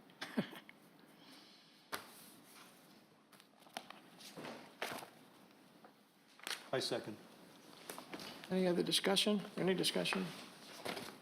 All in favor? Aye. John, we have a consent. What, that outreach tech, we tabled it? So we tabled that, yeah. Tabled that. Item B is the recycling and garbage cart stickers. This is a recommendation from Ways and Means. Could I have a motion to approve? So moved. Second? I'll second it. Any discussion? Yeah, I just have my concerns of whether this is going to work or not. I'm just surprised that we have to go through these steps to make sure people don't commingle trash with recyclables, but I guess we do. It's reality. I mean, I'm just surprised that we have to do all this, but I guess that's the recommendation of the Go Green Initiative. I'm just surprised we have to do this, but that's my discussion. I would say that to buy 8,000 stickers for $21,000 to stick on cans, most of which will never be read, just doesn't seem to be a prudent use of money. I support the effort of trying to not commingle the stuff and do a better job of recycling, but I don't know, it just doesn't seem to be a prudent use of funds. Yeah, I don't think it, so what I said earlier today during the Ways and Means meeting, back in New Jersey before I came here, is that Stickers didn't work there, but what did work was a selected 10 homes that were inspected for commingling on trash day. And the word went out like wildfire through the community about the fear of being fined. And I was bringing that up as a potential solution. Just 10, no big deal, not a big burdensome task. But I'm just concerned whether this is just a waste of money. But what I just said, you know, the sporadic inspection, I would rather see done, but that's my position. We discussed during Ways and Means, I'm fully supportive of the concept and to however we can best get the word out and better educate our population. I appreciate the work of the Goes Green work group to offer this suggestion. I certainly would support putting, stickers on any newly issued garbage cans. And I'd certainly support a volunteer initiative, a voluntary initiative to do that and maybe work through HOAs. I do have a concern about the implementation as to how you get all these 8,000 stickers on garbage cans and what the efficacy of that would be. I do have concerns about kind of the cost relative to what the likely uptake would be. Aaron, is Aaron back there? Yes, she is. Aaron, you mentioned at the meeting that these were, per unit pricing. Could you buy 500 of these? Could you isolate a neighborhood that has a leadership, an HOA, put 500, 1,000, I don't know, whatever the number is, try it for 3 months, 6 months, see if the stickers go on, see if they make a difference, That's possible. what I hate to see 8,000, 7,090 in a box is back around here, I don't know, is that, you pay more for price per unit, but it would be, what we wanted to do is to be successful. Michael, can we do that? Yeah, we can do a pilot. We can select an area on the island where we apply this, and then see, maybe following, Russ's recommendation to, check on some of these bins, maybe without a fine yet, but see if we find improvement and also collaborate with Carolina Waste if they can see that we have an improvement in community members being a little bit more thoughtful in separating their waste into the different buckets. So can we just table this? We can approve whatever your number is and try it and then come back in a period of time. Yes, if the number is under a certain amount that you can approve or with one council member, then yes, you can. Okay, all right, is that okay? Is that okay with everybody? Yes. And then, That's I'm sorry, because I was trying to look at my Ways and Means agenda as you guys were proceeding through this. So the wildlife and environmental tech, you guys did approve that 5-0 to recommend that to council. You had tabled the town attorney's contract, that's what you tabled. But you did make a recommendation to approve that position to town council by a vote of 5-0. And the mayor was a little Yes, slow in approving that because he was wondering. My fault. Yeah. Yeah, we should approve, yes. Yeah. That has to go to a vote. Okay. So if you can Okay. go so back under to that, please. Tab 8, approval of the Wildlife and Environmental Department. Could I have a motion for approval? So moved. Second. All in favor? Aye. Any further discussion? All in favor? Aye. All right, okay, so the wildlife technician position was approved, and we just talked about the recycling. My fault. All right, new business. All right, under tab 10, who's going to speak to that? I'll do. I will. So the ordinance now says that the mayor pro tem is a 2-year position, and the principal reason for that is they used to be the council was a 2-year position, and so it went the same. So then we changed the council position to 4-year terms, but we never went back and changed the ordinance for the mayor pro tem to be a 4-year term. So the way it stands now, at the end of 2 years, I'm done, and we have to renominate and start that process again. So that's certainly an option. The other option is just to make it a 4-year term. So what we're saying here is, let's just make it a 4-year term. And then it would run coincidental with presumably the election of the mayor. Okay. Motion to approve? Oh, this is the first reading. Yes, it's first reading, but you still Still need a motion and a to approve second. First reading? Is that- Yes, so moved and second. Is there a second? Any other Second. discussion about that? Does everybody understand it? All in favor? Aye. Aye. Item B, so we had some nice things said about us today. Let's take advantage of it. This is the urban growth boundary resolution. Are you going to speak to it, John? Yes. Oh, okay.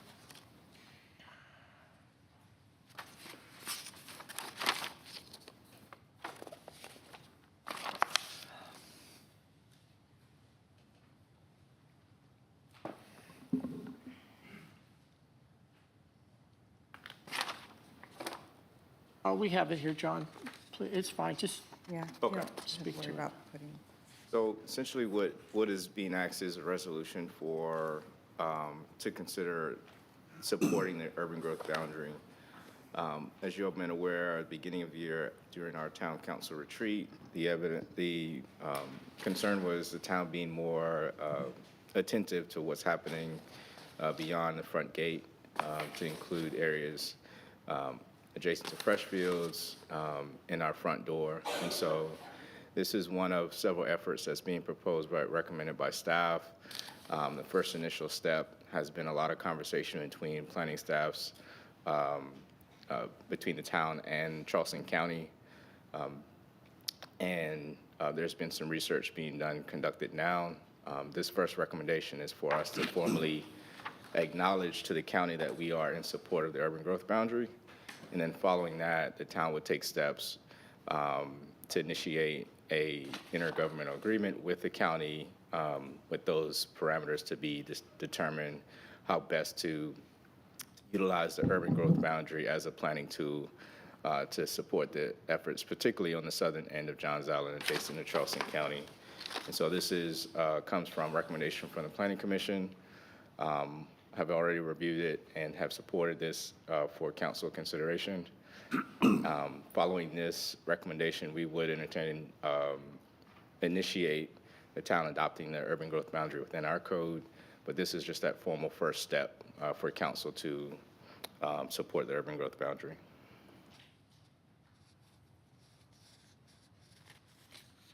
Okay, thanks, John. Can I have a motion to approve? So moved, please. Second? Second. Discussion? On the Johns Island Task Force, and the urban growth boundary is a very, very, very important item that prevents urban development out this way into the farmlands.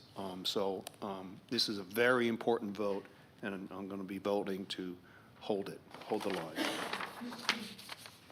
I agree. I would note this is consistent with the position that the town took in terms of its communication with the town of Seabrook Island Right. recently With Bohicket. regarding the Bohicket Marina expansion. Correct. The one thing that isn't specified here, but we need to figure out going forward, is that second to last whereas clause. Town encourages Charleston County government to enter into mutual intergovernmental agreement. What we can actually do to do that and how that encouragement takes place. Minor grammatical issue in the fifth whereas clause, right in the middle of the page, excluding exceptional circumstances. I think there needs to be a comma after circumstances, but that should be easily rectified.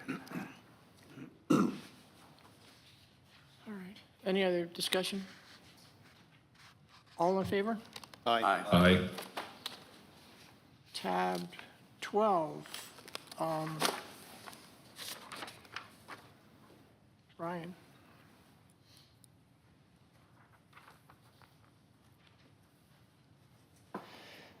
Thank you, Mr. Mayor, members of council. So at the beginning of this year, we came into agreement with Kimley Horn to come up with some intersection improvements, designed for the intersection improvements at Kiowa Parkway and Beachwalker Drive. So these improvements, part of it included a right turn lane onto Beachwalker Drive inbound. After we looked a little bit further into it, we decided that that's not the best approach to take for a couple reasons. One of them being the right turn lane is, the impact is not incredibly significant to alleviate traffic inbound, and also there are a lot of utilities, a lot of main utilities underneath where we would need to put that right turn lane, and relocating those utilities would nearly double the cost of the entire project. So under the advice of Kimley Horn, we decided that that wasn't the best approach. So what we're asking today is to redesign that area to remove the right turn lane, and then proceed with the rest of the improvements. So if there's any questions about that, I'd be happy to answer. This is a $7,000 request. Yes, sir. So the balance of the improvements is the expedited exit lane for, at the front gate, is that correct? Correct. So the improvements now include where we have the white bollards. It would be, the design would reflect a more permanent solution. Same shape as where those bollards are now, but it would be a curbed kind of, I don't know what the best word for it is, but a curbed, the same shape that it is, that would still delineate traffic. And then it'd also include the main island. As you turn off of Beachwalker Drive outbound onto the Parkway, that's a really tight radius. We've already seen impacts of trucks driving over that curb because they just can't fit. So we would include backing up that part of the island to make a bigger radius for the trucks. Brian, tell me, Would it also address the closed for renovation sign on the bike path? We can discuss with the community association. That's their bike path. It's out of our hands. tell us what a landscape island and,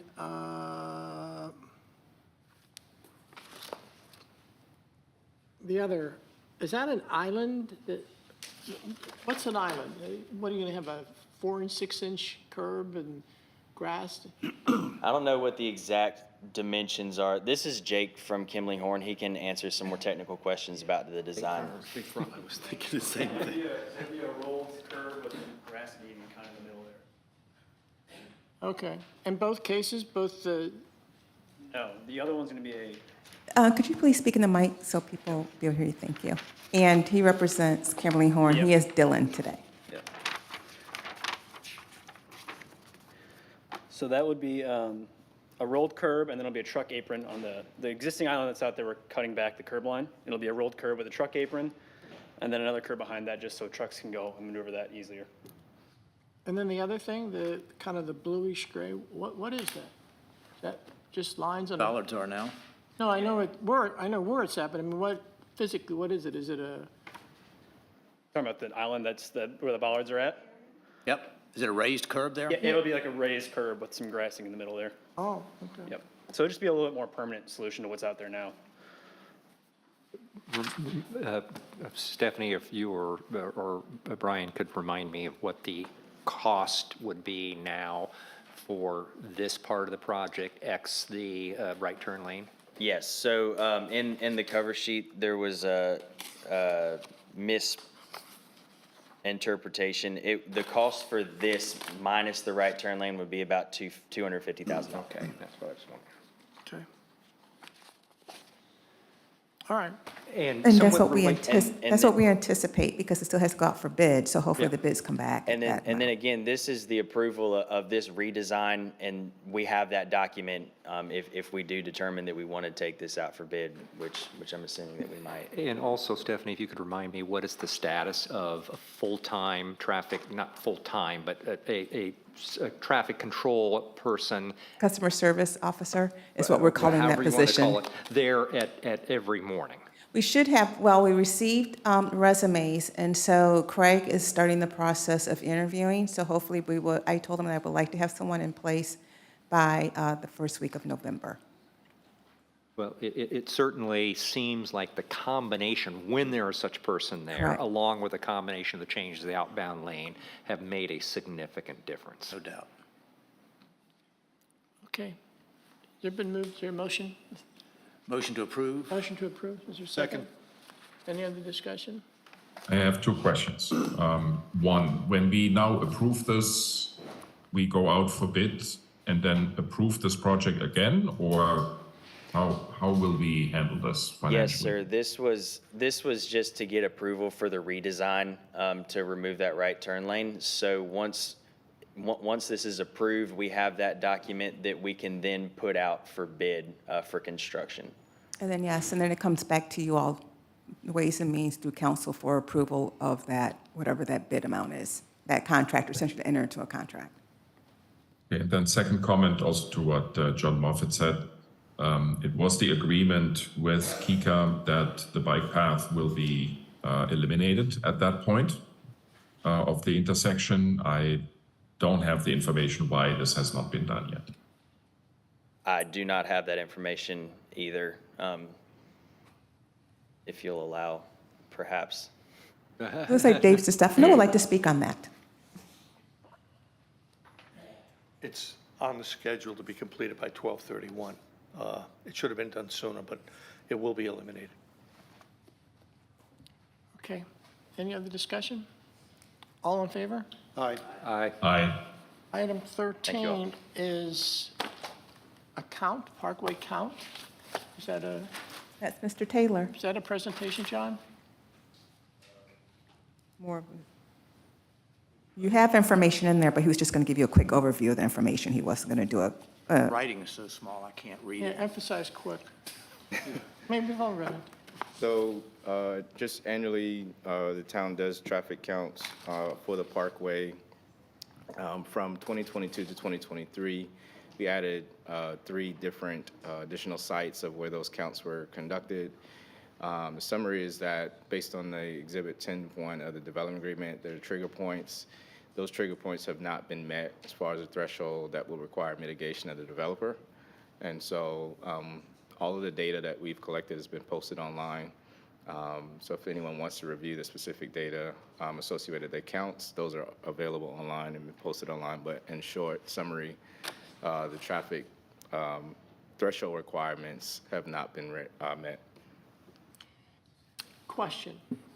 Do you recall, or could you even extrapolate, what's the calculus on that? How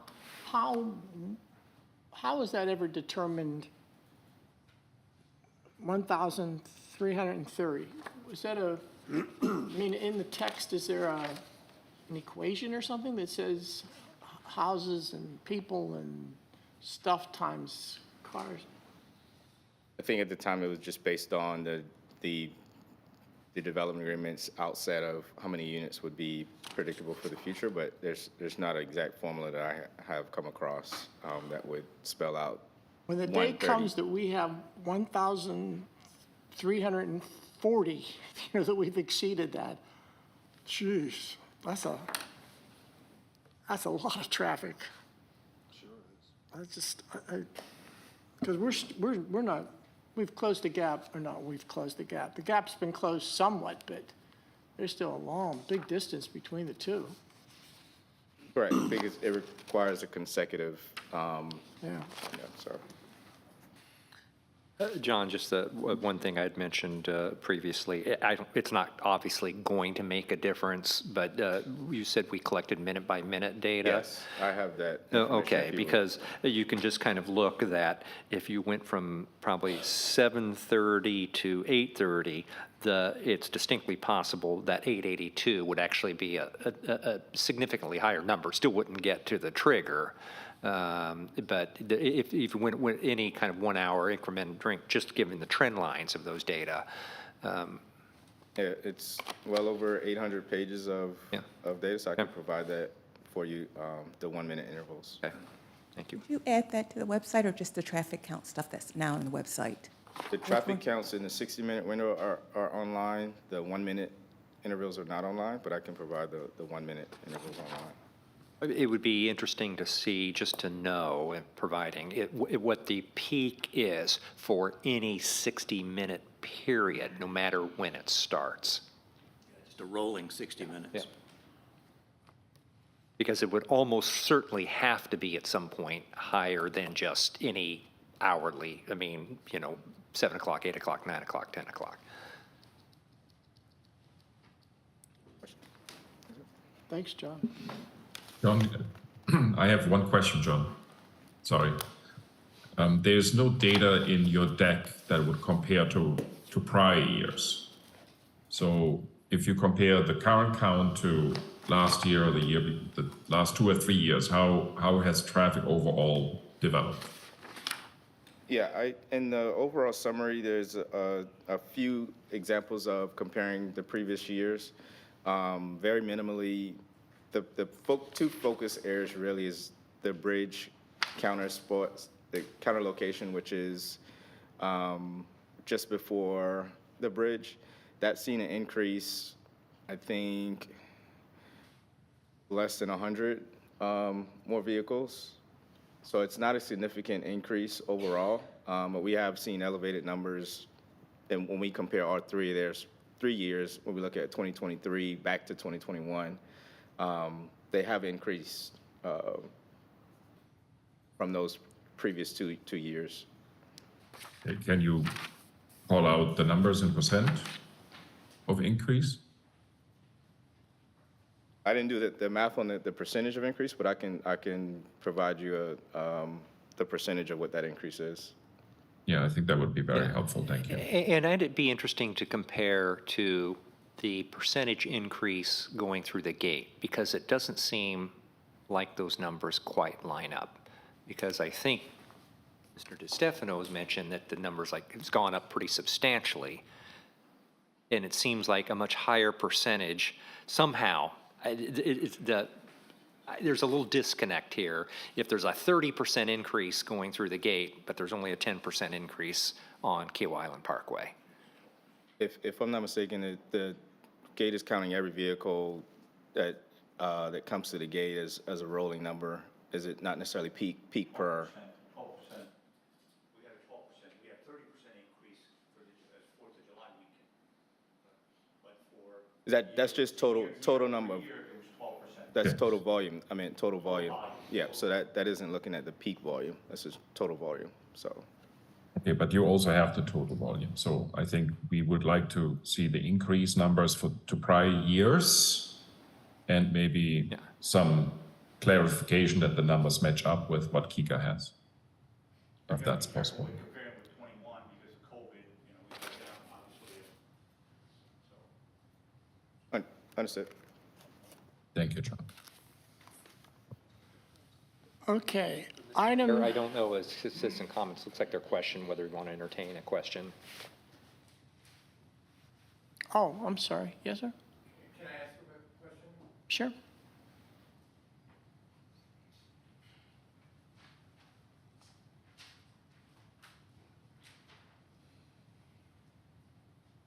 Paul Hennessy, 12 Blue Heron Pond Road.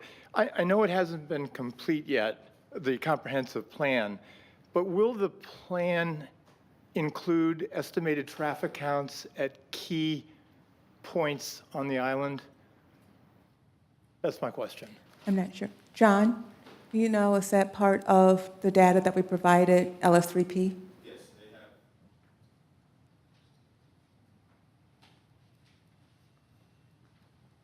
Yeah, so we provided our traffic count data, and LS3P has already been working with Kimley Horn, who's our other consultant, who's been working on a number of initiatives with the town, so they're very familiar with all of the traffic counts that we've already done and have provided for the town. As far as it being folded into the comprehensive plan, those would be looked at as things in the transportation element or transportation mobility, but we'll have that data, the consultant team has that data. So you're saying there will be a forecast? I'm not sure what your question of forecasted traffic data? Yes. Traffic volume. We already somewhat have that forecast right now with the comprehensive traffic Yeah, that's corridor already study. that's already been completed when we did the Parkway assessment of future development. That's already been completed. So that's been incorporated. They have that information, yes. Okay, thank you, John. Tab E and F. This is a settlement. Can you explain it? Do we need to go into executive session, Joe? Hopefully not. Okay.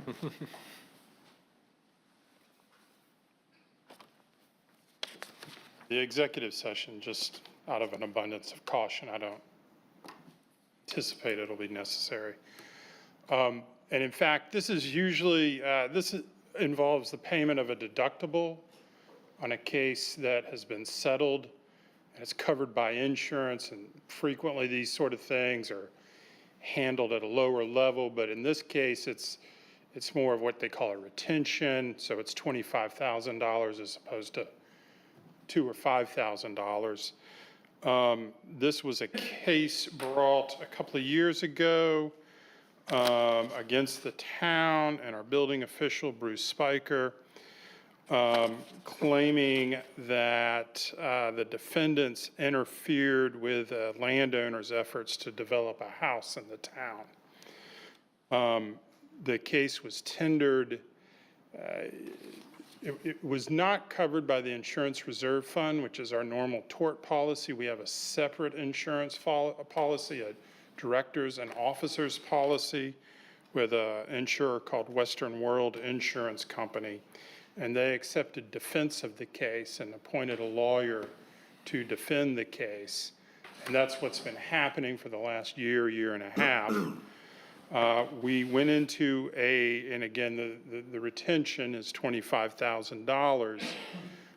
The town has not paid any of that retention. Rather, Western World was paying their attorney, and once the case settles or the fees reach $25,000, they turn to the town and ask for the retention.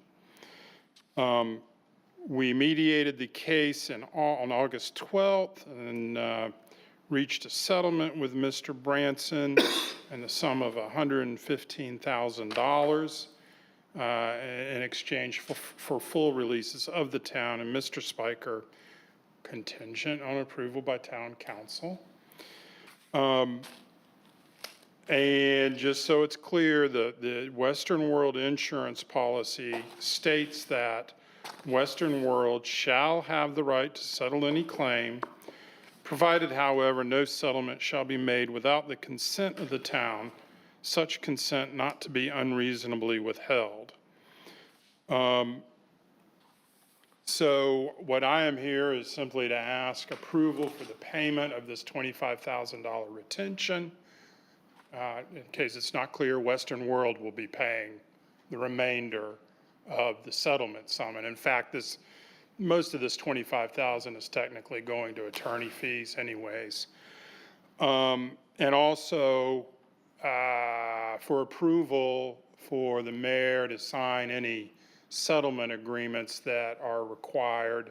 We may not have to sign anything because frequently when the money's handed over, that we just get the release back from the plaintiff. So that's the resolution. Okay. Are there any questions?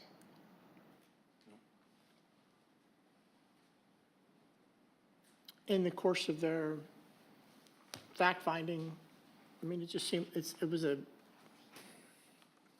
reasonable solution, reasonable mediation to whatever, Yes. whatever took place a couple of years ago. It's difficult, I didn't have a very high opinion of the case. Insurance companies are influenced by a number of factors. Since they're paying the money, they're kind of driving the bus. I think they had some exterior factors that had nothing to do with the case that maybe drove this. Okay. And of course, if they don't settle the case, they got to keep paying the attorney. So they're going to incur more and more fees. That's an interest. And if it gets to a jury, You never know what a jury's going to do, but I mean, I can say I didn't think much of the case. If it were town money, this probably wouldn't be paid. So this But- wasn't really a case of who was right and who was wrong. It was just clear the docket. Exactly. Okay. Which honestly, a lot of settlements and mediations are that way. Right. Everybody's satisfied with that? Could we have a motion to approve? I guess I just want to further ask Joe, not familiar at all with this case or the nature of the claims that were made. It was your view that they were not particularly meritorious claims at the time. Is that correct? The claim that They were problematic for the plaintiffs in a lot of ways. I don't know that keeping it away from a jury would be possible. But was there anything specific that was alleged that, there was some potential issue there that suggests that there were steps should be taken on the part of the town to ensure that similar types of claims are There- not brought again? All the steps the town should have taken were taken. They were taken in consultant with my predecessor attorney. I mean, if you really want to know, I'll try to explain. It's even difficult to explain. The homeowner had contracted with an architect who charged far more money than the homeowner anticipated, far more money. And they got into a billing dispute. In the middle of that billing dispute, the architect submitted the plans to be reviewed by the town. Unfortunately, the architect was not terribly familiar with our flood rules, our floodplain rules, and there were a lot of changes that had to be made. And unfortunately for the homeowner, those changes can only be made by the architect that prepared the original plans. They're copyrighted. So the homeowner couldn't just go out and hire another architect to revise the plans. And Mr. Spiker, as he knew of this law, he confirmed it with the Labor and Licensing Board of South Carolina. It's a rule promulgated by the LLC and also federal copyright law. And he consulted with the town attorney at the time. But this homeowner felt like he was acting in concert with this architect that he got crosswise with. Thank you for the explanation. And the guy sold he abandoned the project, sold his house, sued the architect, got money, and then a year or so later decided to also sue the town. Any other comments? Any other discussion? Nope. Can I have a motion to approve? So moved. Second. Any other discussion? Okay, all in favor? Aye. Aye. Item G has been tabled. This was a discussion that we had in executive session regarding amendments to our town attorney's contract services agreement. So there were some issues that we need to get language changes made to it and talk with Mr. Wilson about it, and we're hoping to get that done in a week, resolved. Item H, we approved. So could I have a motion to approve? So moved. Second. Any further discussion about that, other than what's already been made? Yes, Mr. Mayor.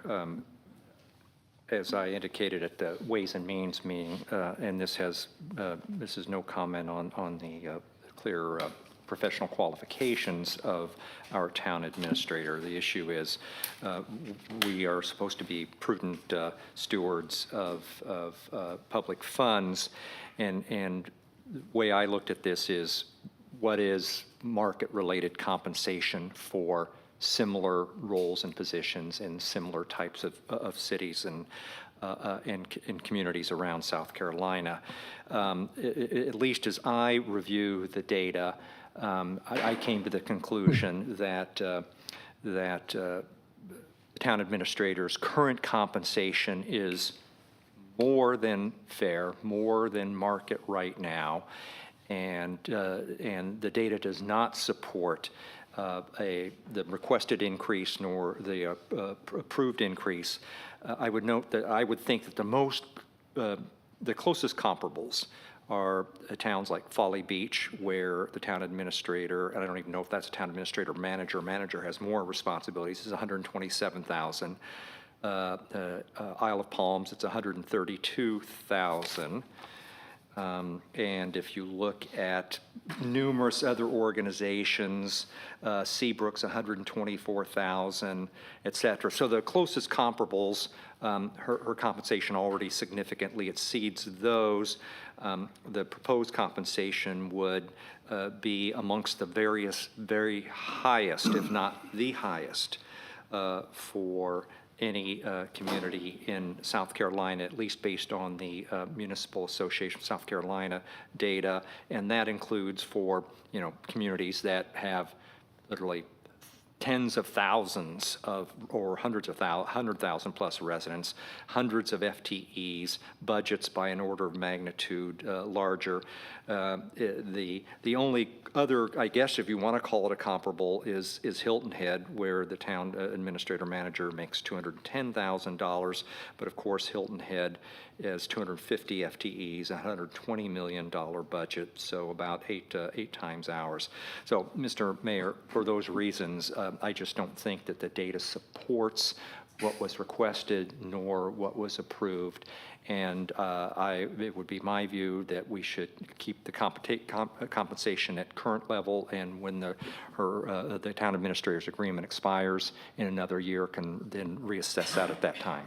All right, but Brad, that's very unfair for you to say all that, because at the means and methods, it was pointed out to you that the accuracy of the data you're relying on is extremely suspect. So using that as a source for what you just said is not proper. That's what was pointed out. That's what was pointed out. That's what was pointed out to you. Your subject data is suspect. There was absolutely zero evidence provided of that. Zero. Here is Folly Beach's website. Here's Folly Beach's website.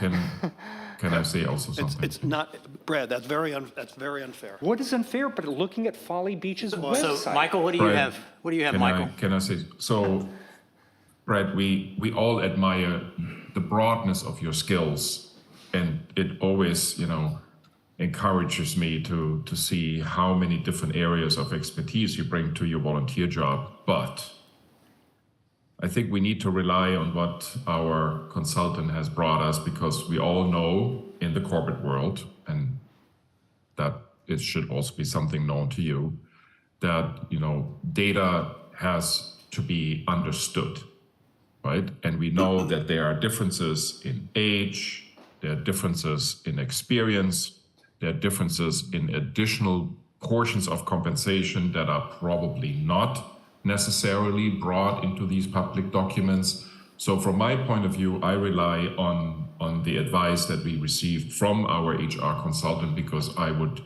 certainly understand and support that he or she has done everything to actually really understand all of these different circumstances. And the range of payment we received as an advice 2 years ago, clearly indicates that we are not where you are trying to paint the picture here of us trying to overpay our town administrator. So that's one thing. The second thing that we also have to clearly understand is that the job of a town administrator or town manager is highly complex, and it certainly has not become easier since December of last year. I think we also all understand that.